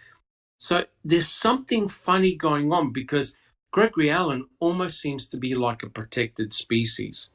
But guys, shall we actually do question 2? Because I want to finish this chapter. But having said that, you don't find the mentioning of Gregory Allen in Ken Kratz's book at all. Minimal. Absolute. He minimized it. Is anyone surprised by that? Not at all. No, not at all. Not at all. All right, guys, let's do question number 2. I quote. Now, this is Colburn. I quote, "I thought Stephen, whose kids went to school with my kids and whose tow trucks the department used from time to time, deserved to get paid." Colburn said, "I kind of felt bad for the guy." And Ken Kratz goes, "That's sympathy, friends, not thrumming animus." Right? So, Ken Kratz is portraying the fact that Colburn felt very sorry for Stephen Avery and he deserved to get the money from his civil suit. Here's the question. Does anyone believe that Colburn was actually sympathetic for Stephen? Who would like to answer that one? In Jack 61. Not a chance in hell. Okay. Okay. Alice. No, definitely not. Thank you. Just Rhonda. Not only no, but hell no. Correct. Thank you, just Rhonda. Sunshine Christina. Well, just as a reminder, Andrew Colburn was investigated for stealing inmate money. So I don't think he thinks too much of people who get in trouble with the law, especially Stephen Avery. Correct. Yeah, correct. I don't think he thought Stephen deserved to get a dime. Correct. But don't you think it's rather remarkable and almost cheeky that Ken Kratz, Mr. Kratz, would put comments like that in his book as if to say, oh, look, there was no problems. Stephen deserved all this money, yet we know how it fell out. Jack 61. It's disingenuous. He's being a dick. Correct. So, the chapter is the vast, fantastical police conspiracy, and yet he's now putting in comments from Colburn and Length to say, oh, look, Stephen deserved that money, right? It just blows my mind. Sunshine Christina. I've learned a lot about embedded confessions since I've been researching this case, and I think both Griesbach and Kratz's books are embedded confessions. Like they're just they're just telling us what they did by trying to tell us what they didn't do, right? I think Ken Kratz's book has definitely got many embedded confessions. He basically gives a narrative of how Teresa Halbach or how Stephen Avery could have been set up, but he mocks everyone because the focus is on Lenk and Colburn. He doesn't realize that it doesn't have to be Lenk or Colburn. It could be another third party that could have set Stephen up. And we mustn't forget who was called out to Cuss Road. Who was called out to lead the search team at Cuss Road? Susan. Bushman. Mike Bushman. Does Mike Bushman have a history with Kaseric? He sure does. And who arrested Stephen Avery in 1985? Mike Bushman. And Peterson. Correct. So isn't it interesting that apparently Bushman was semi-retired or had just retired? He gets called out to do a search off the Avery salvage yard, and he just happens to find something at Cuss Road, and they put crime scene tape all over Cuss Road. They call in the cavalry, literally. They erect lights, and you can see there are photographs showing the area illuminated at night time. Now wait for it, just for peat moss and disturbed soil. Does anyone in their right mind believe that's what was found at Cuss Road? Disturbed soil, peat moss bag. Jack 61. Look, Doc, you forgot the rotten palate too. Okay. and right. So in other words, they're going to get and remember what Fassbender and Wiegert said, and also Kratz. Oh, we needed the help of the MTSO because we were stretched for resources. Then what in the hell are all those people doing at Cuss Road for just simply disturbed soil, which would have taken 5 minutes to work out, that had nothing to do with the crime scene? Right? Quite clearly, it's not as it's an illusion. Susan. All day, all night, they were out there. They were there all day and all night, correct. And there are even photographs showing the area illuminated by floodlights. But you don't get that at the Stephen Avery site. Remember, Erdl said, oh, it got dark. We left everything. We went home. We just threw a tarp over it. Yeah. We just threw a tarp. Correct. But that didn't happen at Cuss Road, right?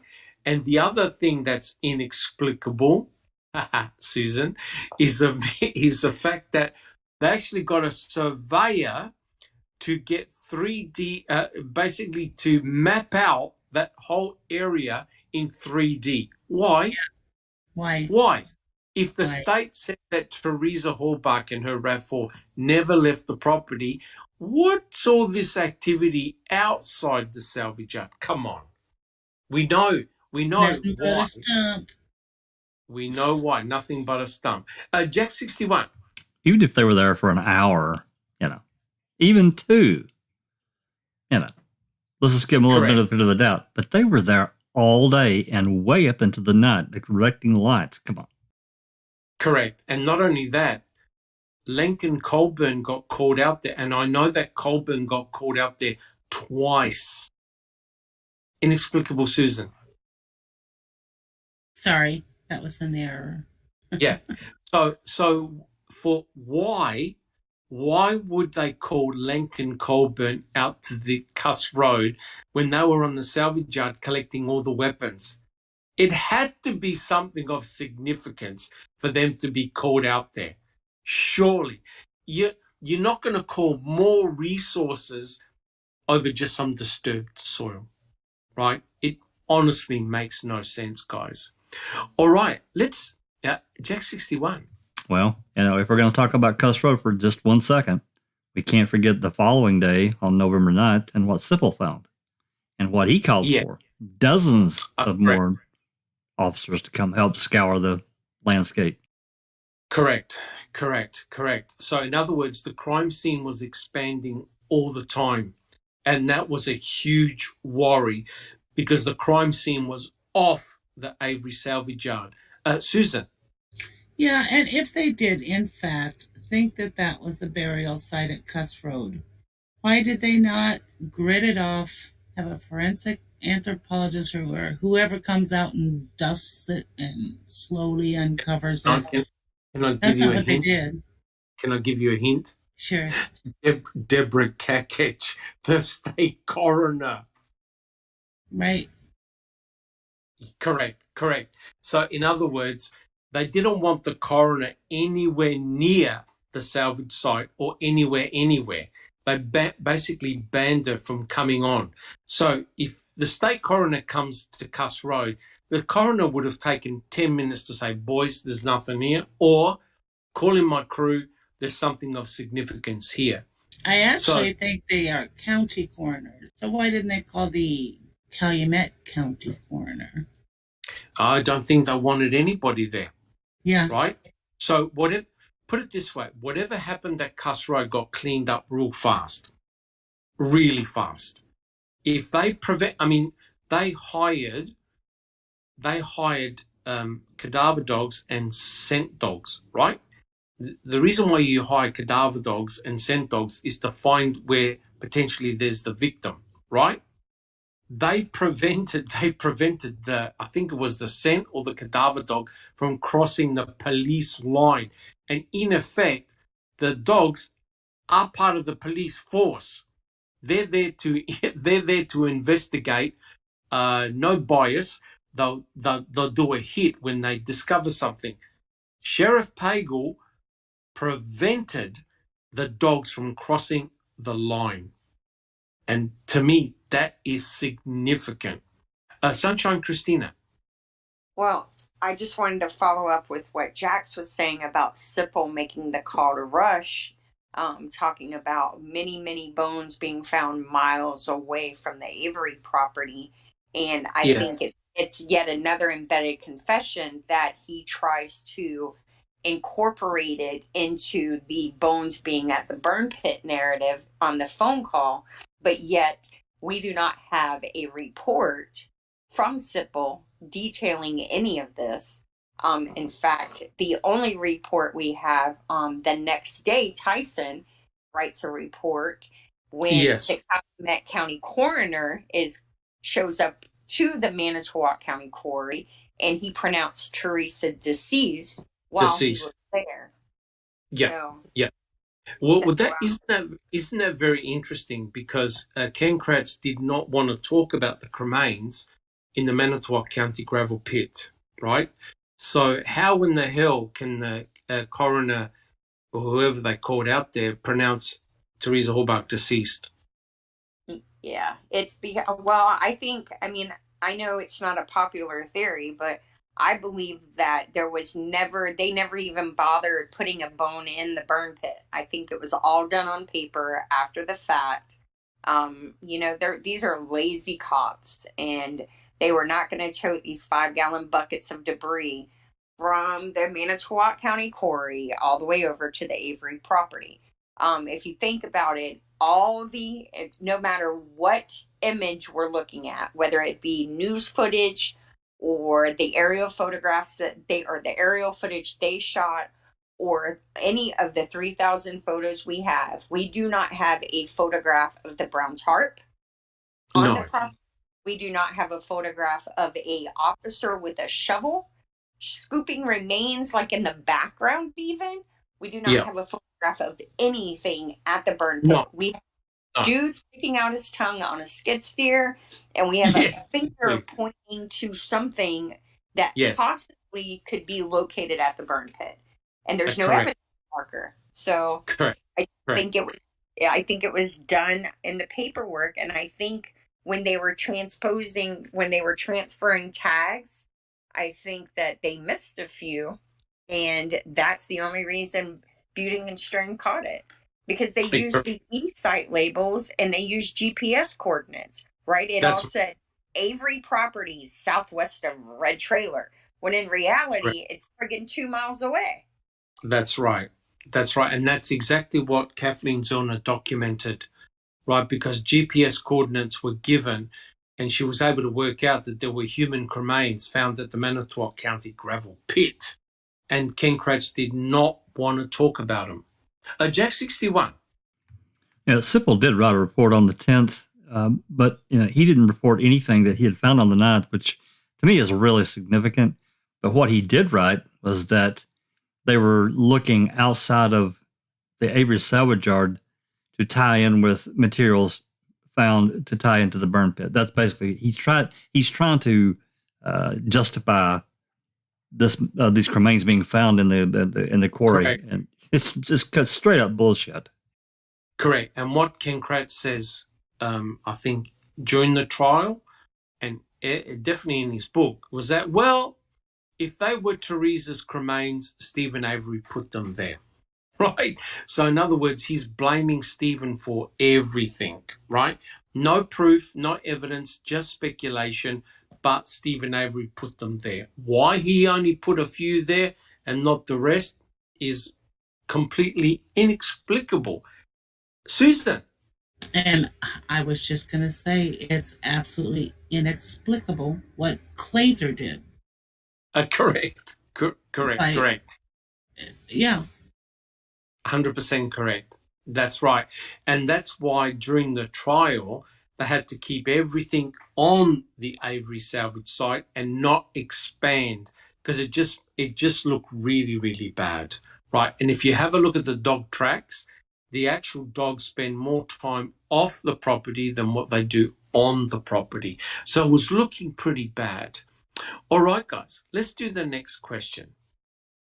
Okay. Jim Lenk remembers the day Teresa's RAV4 was found.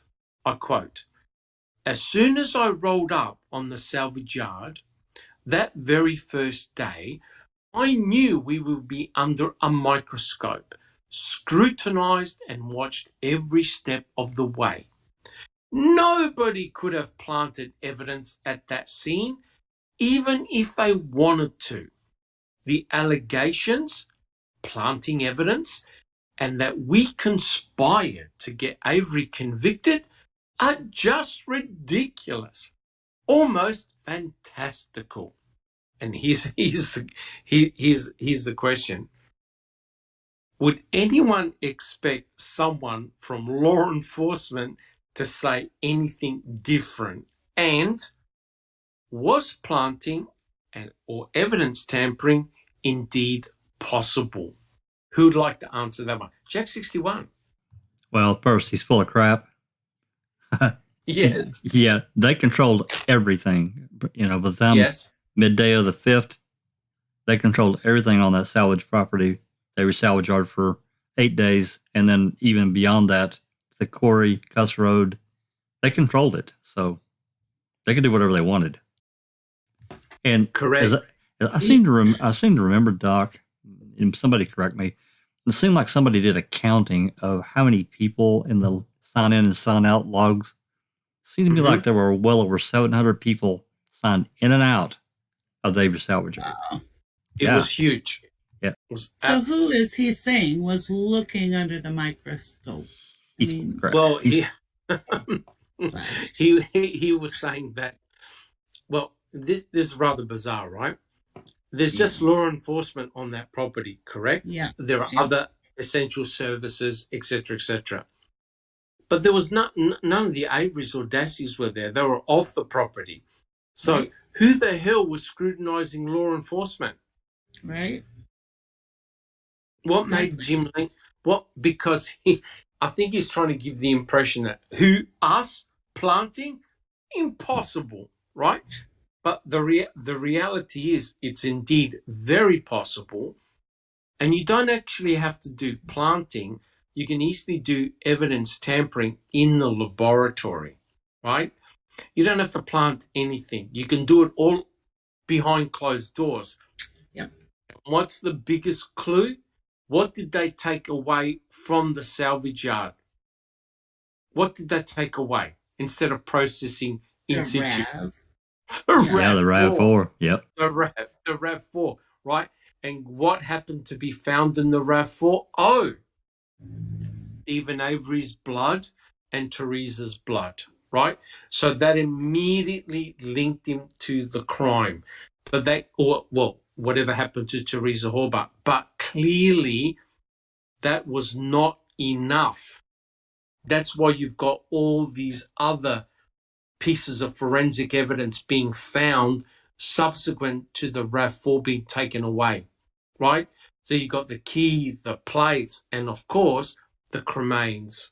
And then you've got the hood latch, DNA, and item FL. So it became multi-layered against Stephen Avery. Clearly, the RAV4 was not enough. Susan. Well, I think Nance Live 7 solved that with the microscope. She said he got out the microscope to try and locate his man parts and was unsuccessful. All right. So, sorry. No. So what I'm going to do is I'm going to go down the panel. I'm going to ask one simple question. All I need is a yes or no. And the question is, was it possible to plant evidence or tamper with it? Yes or no? Alice? Yes. Inexplicable Susan? So easy. So plausible. Jack 61? Hell yes. Just Rhonda? Not only yes, but hell yes. Neverly? Yes.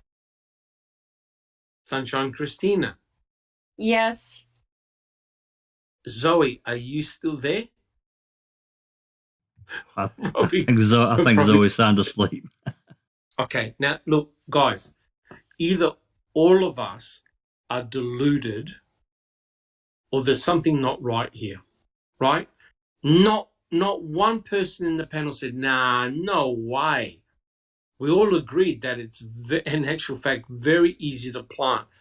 Here's the question. How come Link, who is an officer of the law, said that it was impossible to plant evidence? Why? Why did he say it was impossible to plant evidence and that they were under the microscope? Yet all of us agreed that it would be actually very simple to plant evidence. Jack 61. He wanted to drive away from that key that they found in the bedroom. God, that story was Correct. So awful. Oh, my God. Correct. In fact, it was so bad that even Mr. Kratz wanted to go away from it. Remember what he said? Oh, don't blame the cops. If they planted the key, they're only trying to do the right thing. Don't blame them. So even Mr. Kratz realized that the story of the key was so damn suspicious. Even he knew that, right?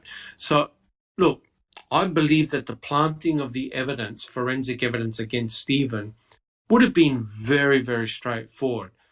But it's important for two things are important here, guys. Law enforcement knew that Teresa Horbach was dead. She had to. If you're going to plant forensic evidence against Stephen, law enforcement had to know that she was dead.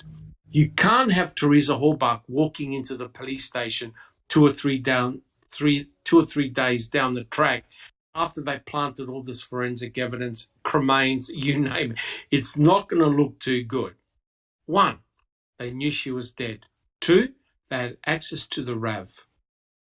That's important. They had access to Teresa's vehicle. 3, they had access to the cremains, right? They had access to the cremains. So the vehicle and the cremains were all you needed to nail Stephen.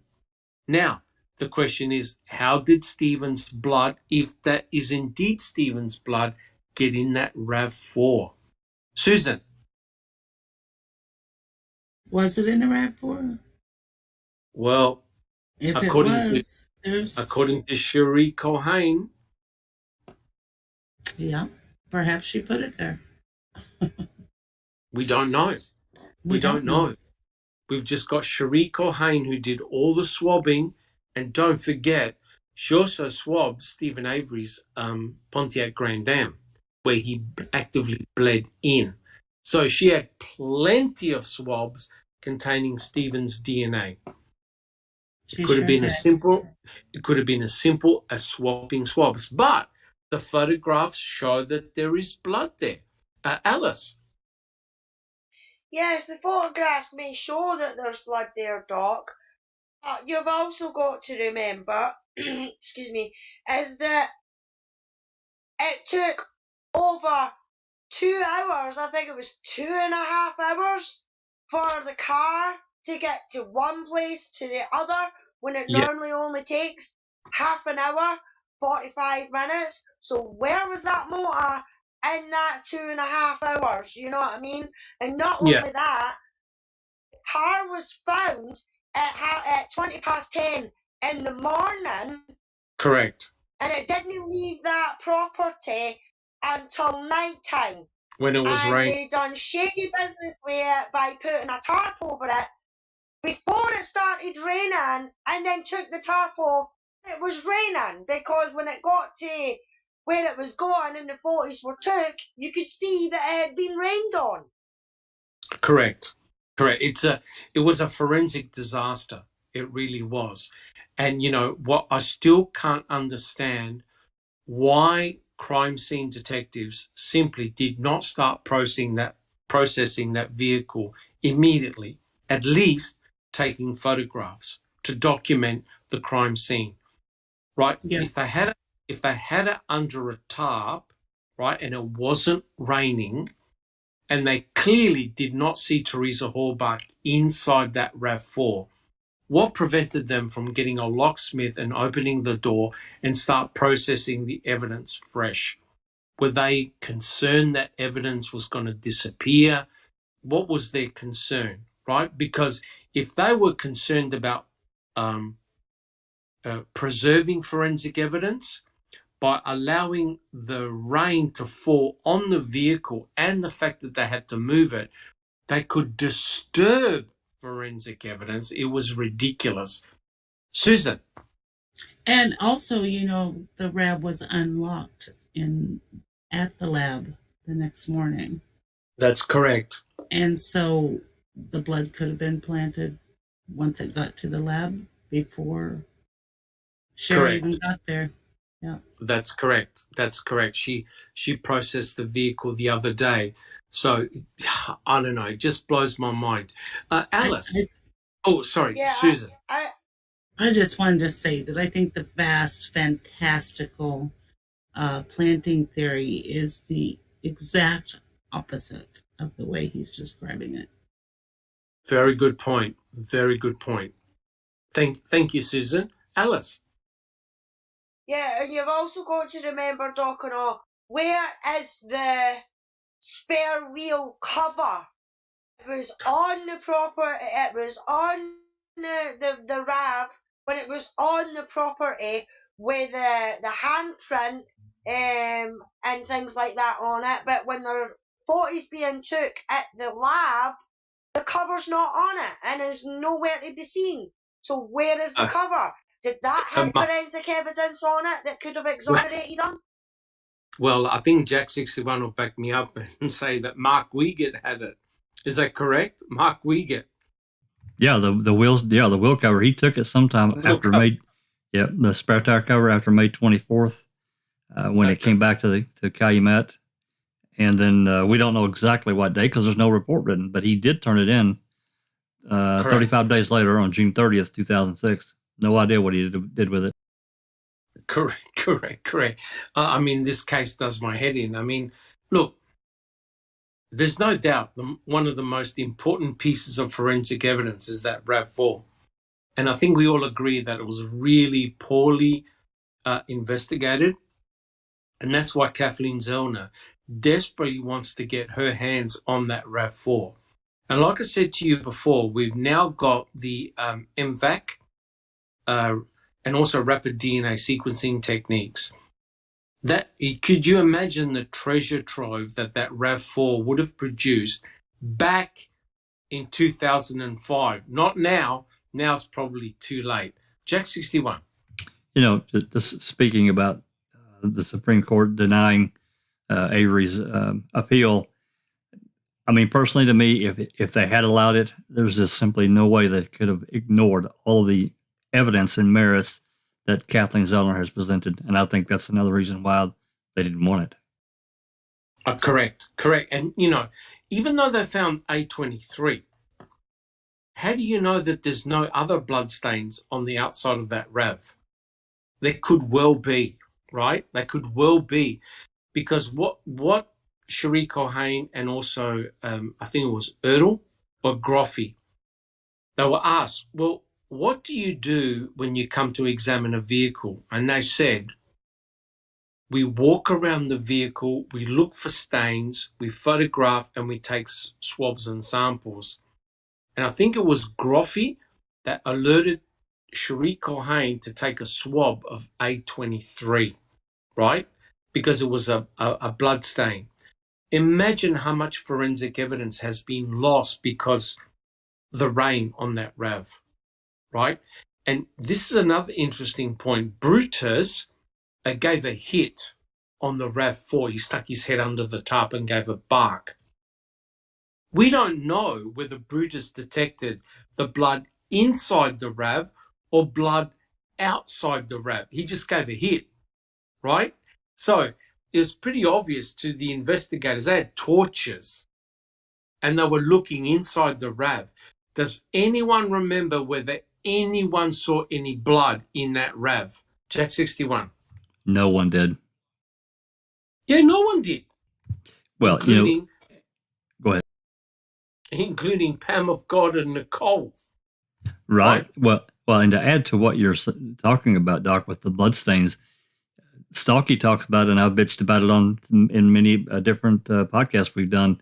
Stalky talks about there being blood spots underneath those back seats, and we now have a photo, thanks to that open records request that Sunshine Christina got, showing that back right peg on that back seat. That thing's got blood, and it looks like hair or fiber on it as well. So yes, well, we don't know whose blood it is. We just don't know. It wasn't tested. Correct. And even Cherie Cohane said, we don't test every stain. Or why not? Because I'm telling you right now, guys, the way it went down was this. We found Stephen Avery's blood, DNA. We found Teresa Horbach's blood, DNA. We stopped looking. That's exactly what they did. They didn't care. They didn't care to process it anymore. They didn't know whose prints belonged to. They didn't belong to Stephen or Brendan. So you've got sets of prints that no one knows who they belong to. So at the end of the day, Stephen needs to explain, the defense needs to explain what his blood is doing in that RAV4, right? And so if you're going to plant forensic evidence, that's exactly what you do. But the question is, where did they get the blood, right? Kathleen Zellner had that blood tested, and it's not from the blood vial, right?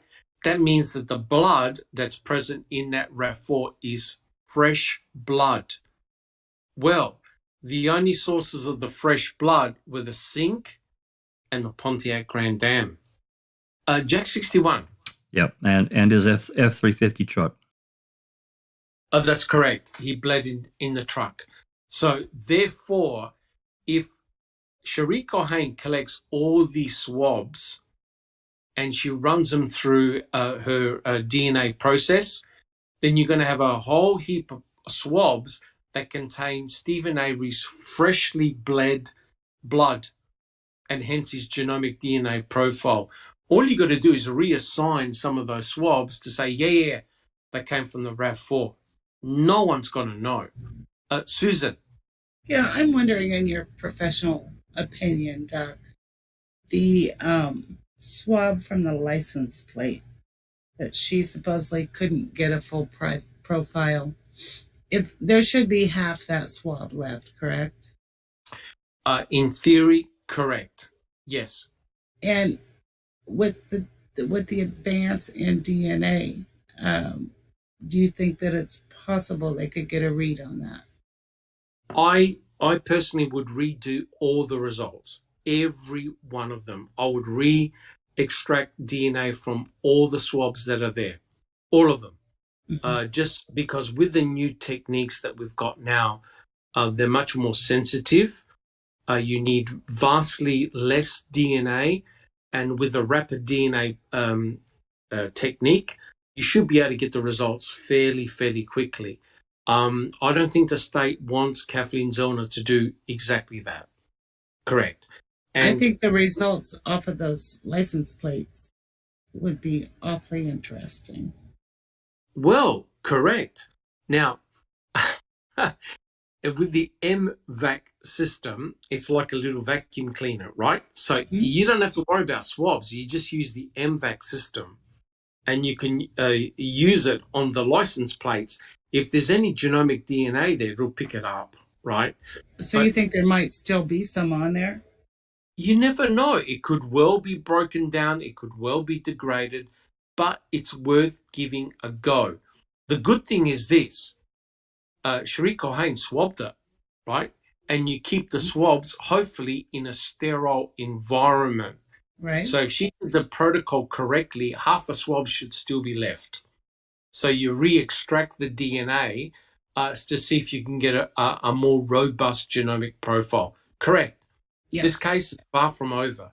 And that's why Kathleen Zellner said her experts want to test more of the forensic evidence than what the state ever did. I don't think the state wants to let Kathleen Zellner do that. All right, guys, I reckon let's do the last two questions. All right. Here's the next question. I quote. Now, listen very carefully. Incredibly, many of the 40 million Making a Murderer viewers believe that fantastical story rather than accept the obvious answer that Avery did it.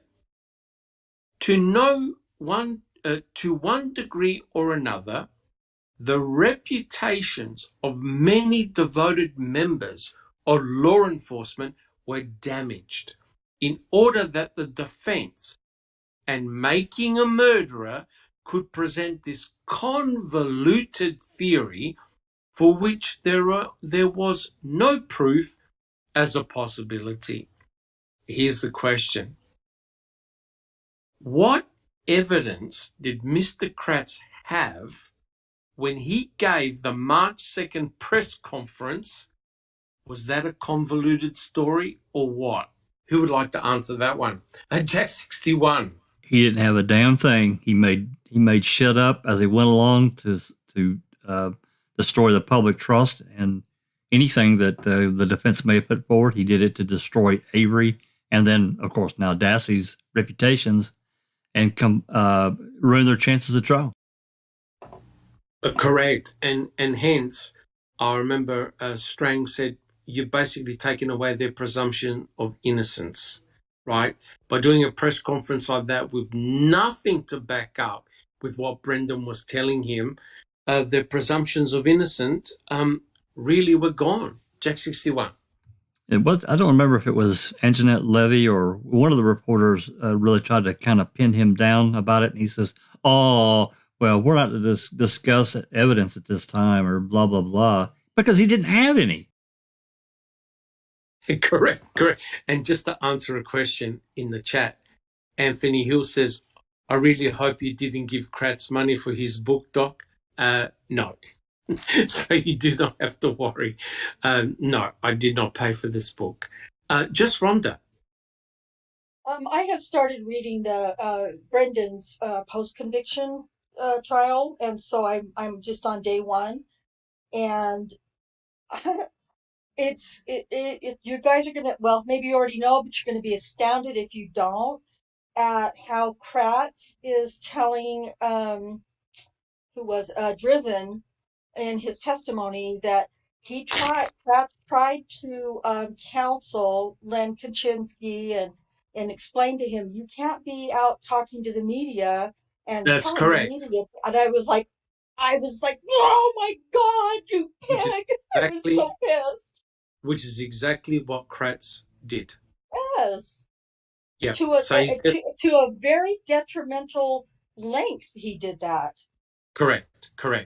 And remember, the professor who reviewed Ken Kratz said that was an example of prosecutional misconduct, and it was, right? And then Ken Kratz has the goal to ring up Kaczynski and say, oh, make sure you don't talk about the case in the media, you know? And what Jack 61 said was correct. One of the reporters said to Mr. Kratz during that press conference, after the press conference, well, do you have any DNA to back up the kid's story? And of course, Ken Kratz didn't.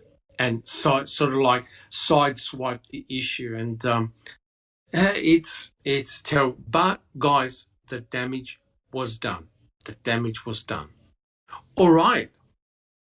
Does anyone else have any other comments? We're all good? Neverly, you've been quiet for a while. Do you have any comments? No? Okay. All right, guys. So what we'll do our final question for this chapter. All right. I quote, "Game on," said defense attorney Jerry Buting into the camera, co-cheerleader in chief for the story of a vast and fantastical police conspiracy. But it wasn't a game, of course. And the truth about what happened to Teresa Halbach isn't so complicated. It's a simple, sad story. Nothing like a fairy tale at all. So the question is this. This is a tough question. Why didn't Mr. Kratz call Brendan Dassey to the stand against Stephen? Who can answer that one? Who would like to answer that one? Jack 61. Well, there's a couple of things. Number one, get him beyond the legal thing of the right of self-incrimination. He would have really had to have given him immunity, I think. But number two, by that point, he had recanted, a couple of times, and I just don't. There's no way in hell, Doc, that he wanted to. He couldn't chance letting Buting and Strang cross exam Brendan. No way. But wait. Wasn't Brendan Dassey the star witness? Well, yeah. Wasn't Brendan Dassey raping and murdering and mutilating Teresa Halbach with his uncle? That's right. He was having sex for the first time, but he didn't finish, too. So, yeah. Right. So why didn't Kratz put Brendan Dassey on the stand? There's just no way. even if he had given him immunity or whatever, there's just no way he could take that chance. He couldn't do it. Right. But why would he offer Brendan Dassey immunity, considering Brendan Dassey co-committed all these horrendous crimes. Yeah, there you go. There you go. Sunshine Christina. I think that Kratz knew Brendan, like everyone else knew, that Brendan was innocent. And I think that he was afraid that if he put Brendan on the stand, what would come out of his mouth may have been detrimental to the prosecution. We don't know what happened at Fox Hills, but I personally believe that Wiegert and Fassbender likely, if you think about it, there's several times they repeat, play the movie in your head, Brendan, play the movie in your head. Yeah. And it wouldn't surprise me if they didn't play some movie for him, literally at Fox Hills, and tell him, this is what we need you to say you and your uncle did, and you're not going to get in trouble, and we just need you to get Stephen. We know he's guilty. We have the evidence. We need your help. We won't let you down. We're on your side without you. And if Brendan got on the stand and said all that, he's a believable kid actually, let me take that back. If he could have come across as truthful, and if he was able to articulate it well, he would have been a believable witness, right? Because there just wasn't the evidence. You got to remember, Brendan's trial was everything happened in the trailer, then she was brought out to the garage and killed. But in Stephen's trial, even though for a year they had been saying that there was this horrific and violent attack in the trailer, in Stephen's trial, they never brought the trailer up at all, except for the key. Everything happened in the garage, right? So Brendan... Well, they actually dropped the sexual assault charge because they couldn't prove it. Right. So if they bring Brendan in, Brendan on the stand could have been very damaging to the prosecution, because if he started, saying they told me to make this up, it's going to match with the evidence, because there's no evidence. Remember, there were jurors from Stephen's trial that went to Brendan's trial to understand better what they had convicted Stephen Avery for. Now, think about that.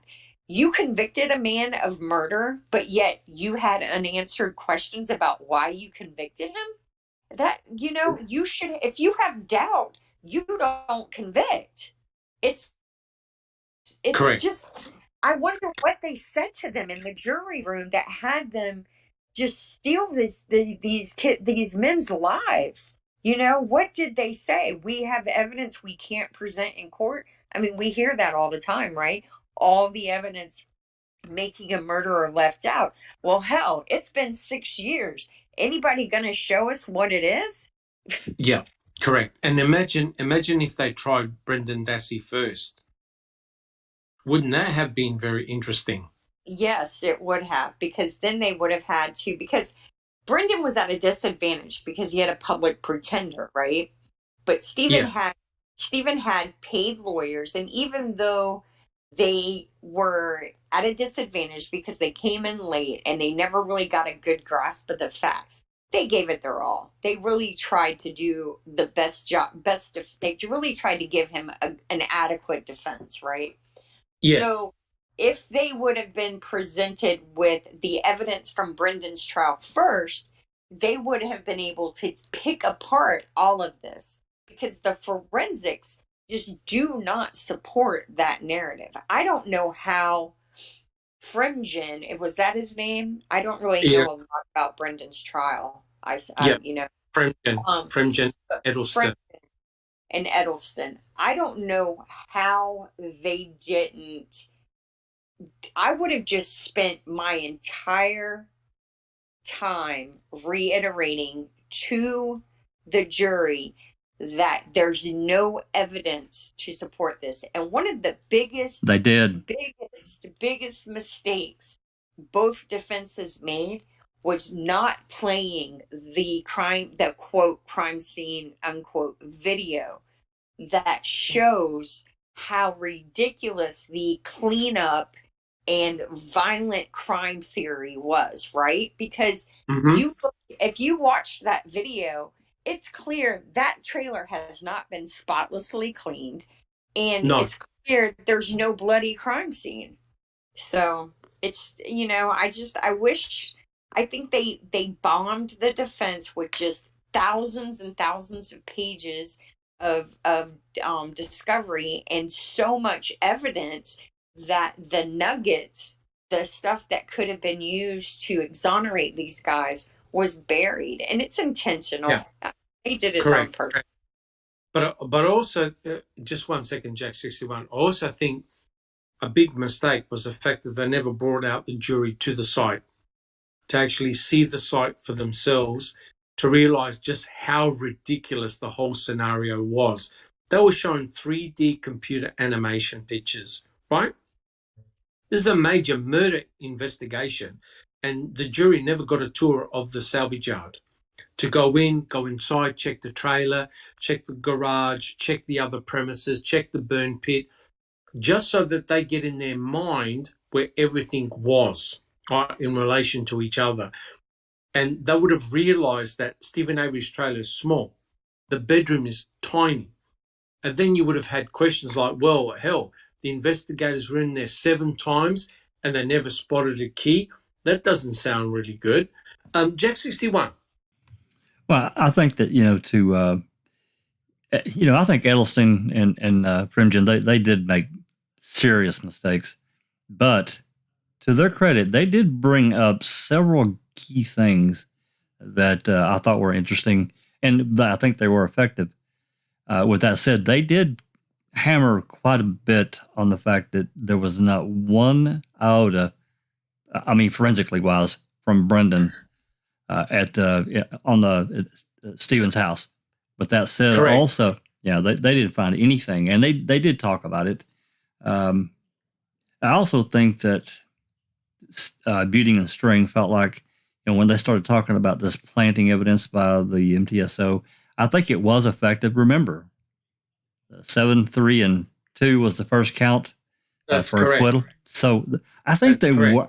I think they were effective. I think that that you had a bunch of jurors in there that got bullied and pressured, and Yes. probably made fearful. I guess. I don't know. Who knows? We don't know what was said. Then that's the problem. That's correct. That's correct. And, despite all the limitations, 7 initially thought he was not guilty. That's remarkable. Remarkable.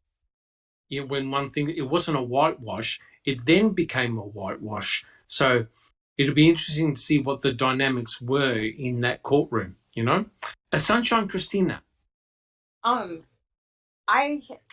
I think it says a lot that how many jurors have come out? Moyler and maybe one other, but yet everyone else has pretty much chosen to not speak about the case publicly.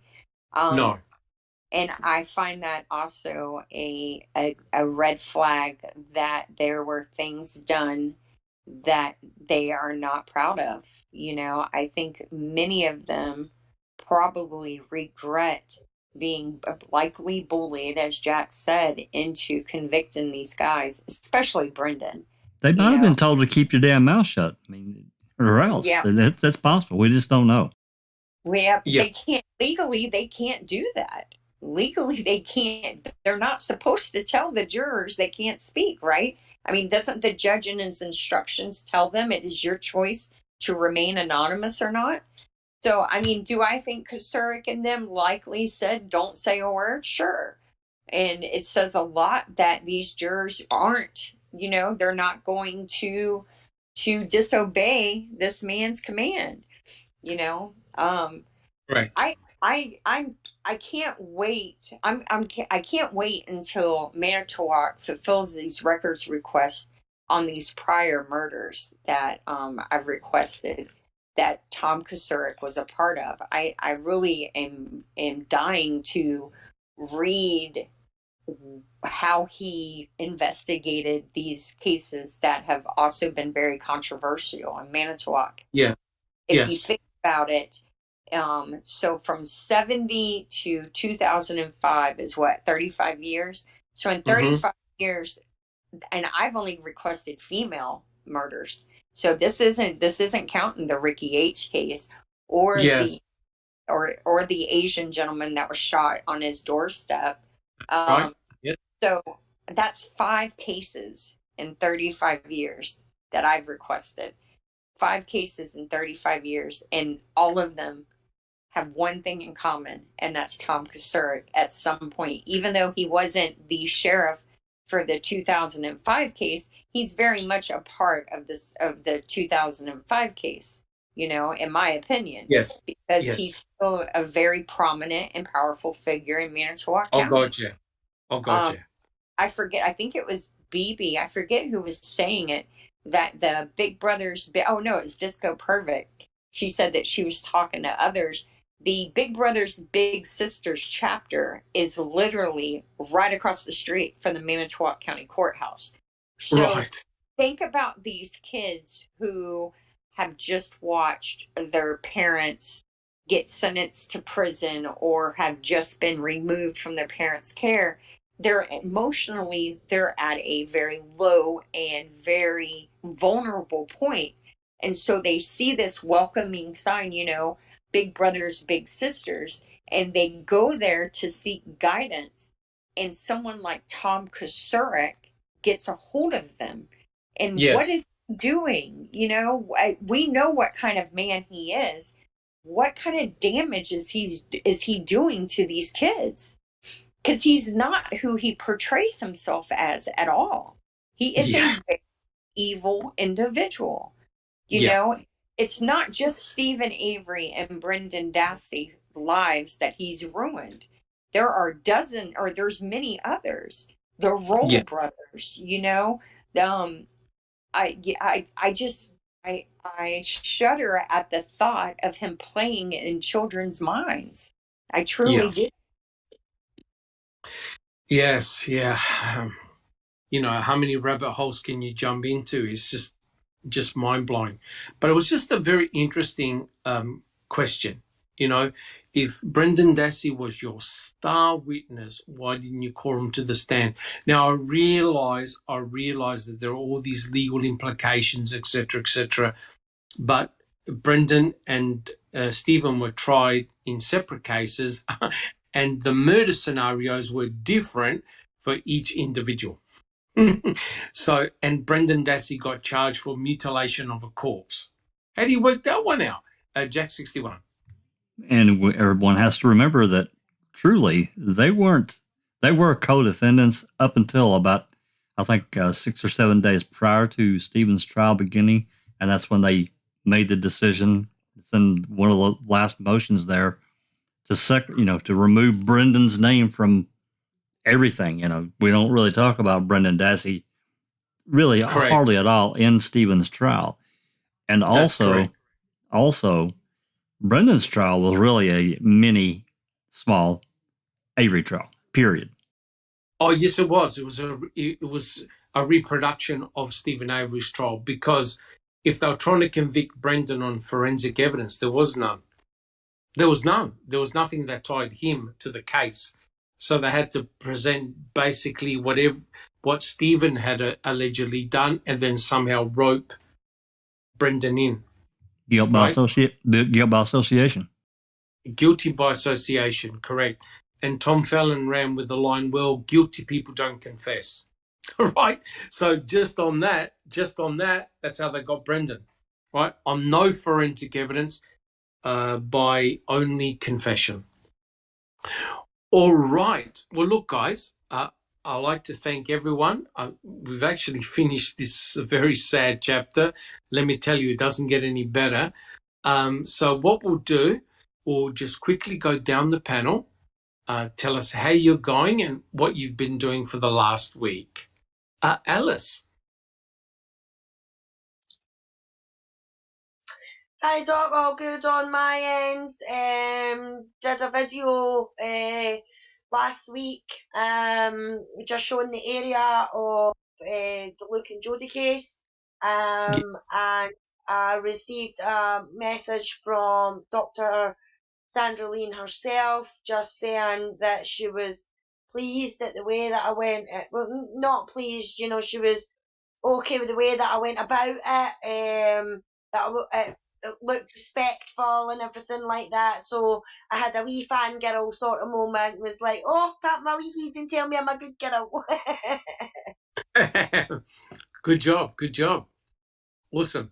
Thank you so much. Inexplicable Susan. Yeah, just had a busy week. It's real life, pretty much. Yes. So Say I've no read, more.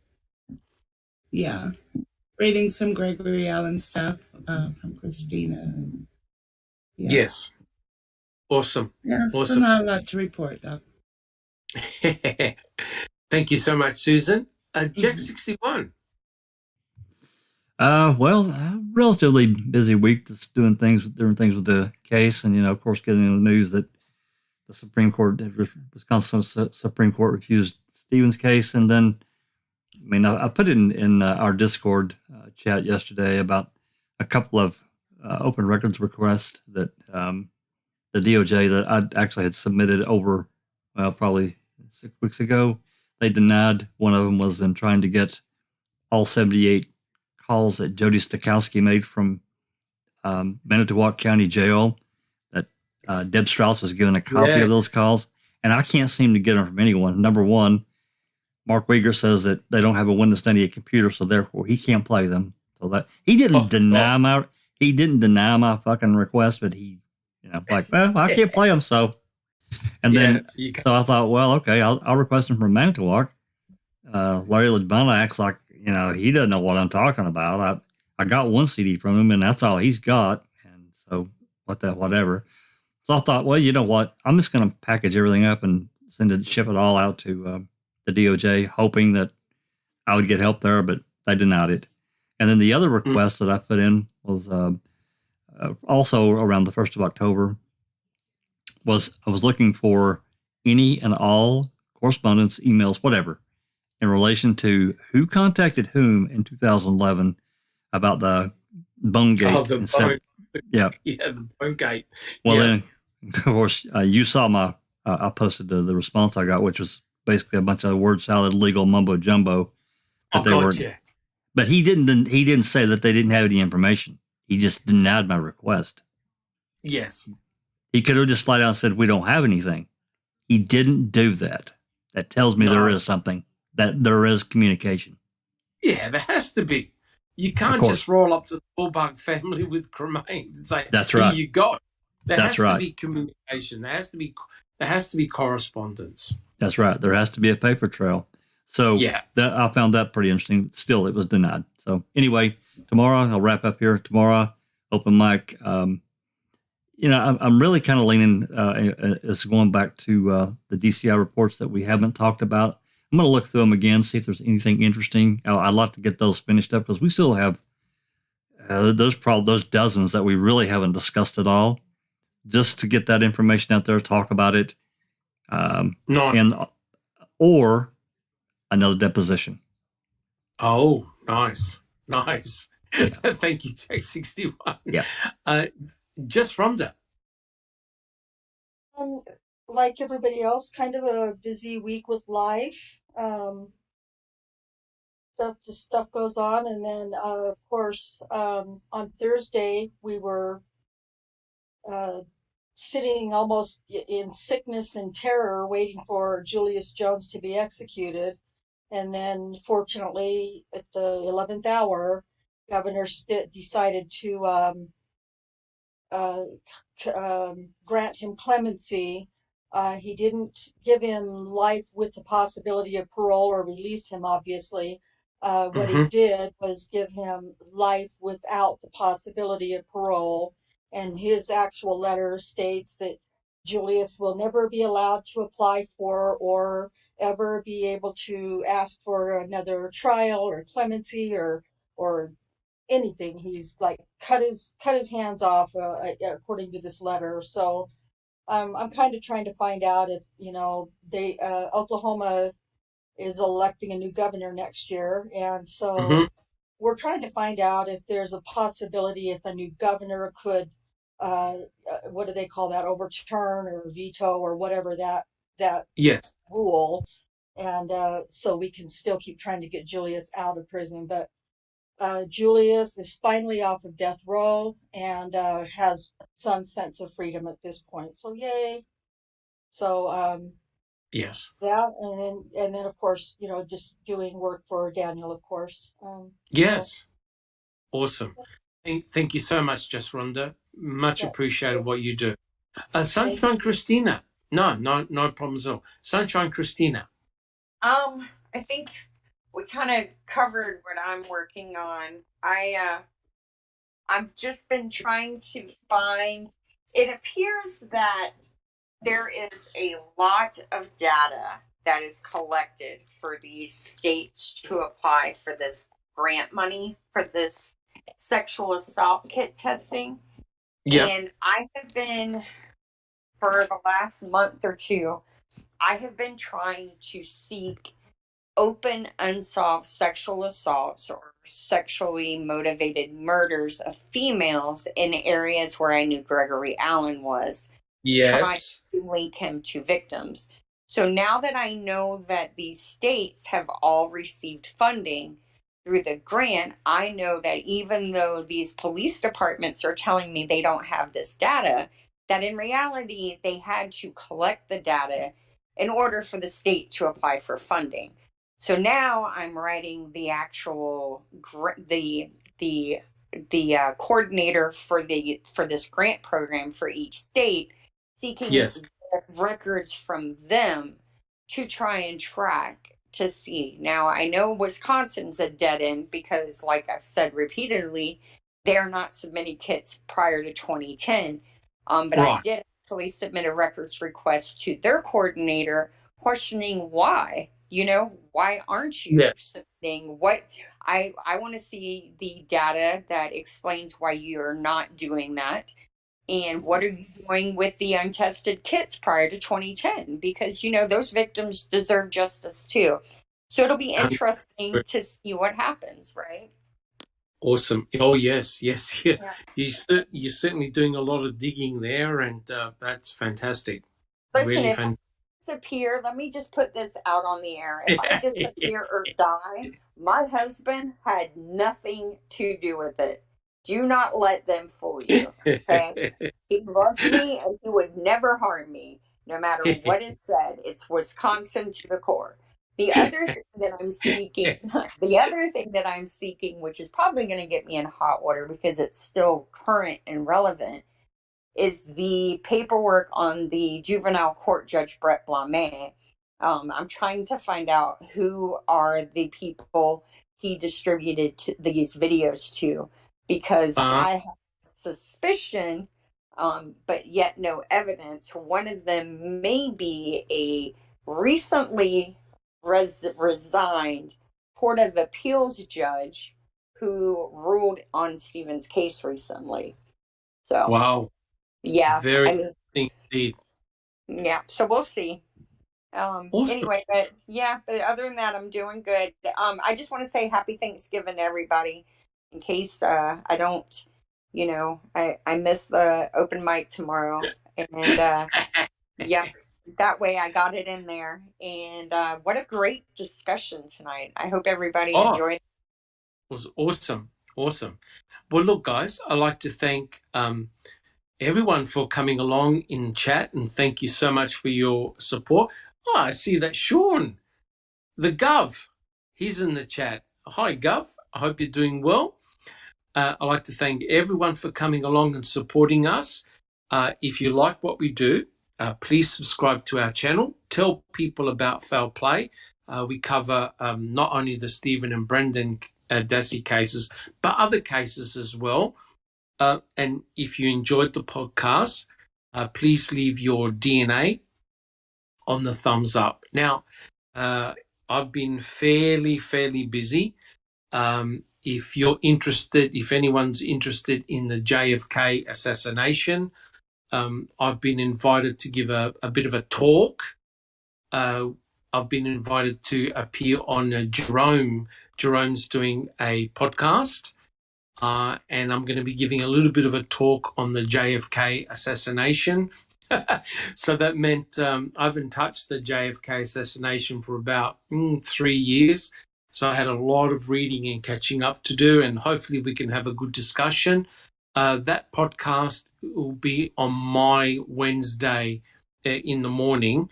So should be very, very interesting. If you thought there were a lot of shenanigans in the Stephen Avery, Brendan Dassey cases, you ain't seen nothing yet. The JFK assassination was just truly, truly shocking. But yeah, if you could join me and Jerome, that'd be awesome. All right, guys. I'd like to, again, thank everyone. I'd like to thank my panel. And we will see you all next week for a podcast. And we'll be starting a brand new chapter, chapter 14, entitled The Aftermath. Thank you very much, guys. Take care. This is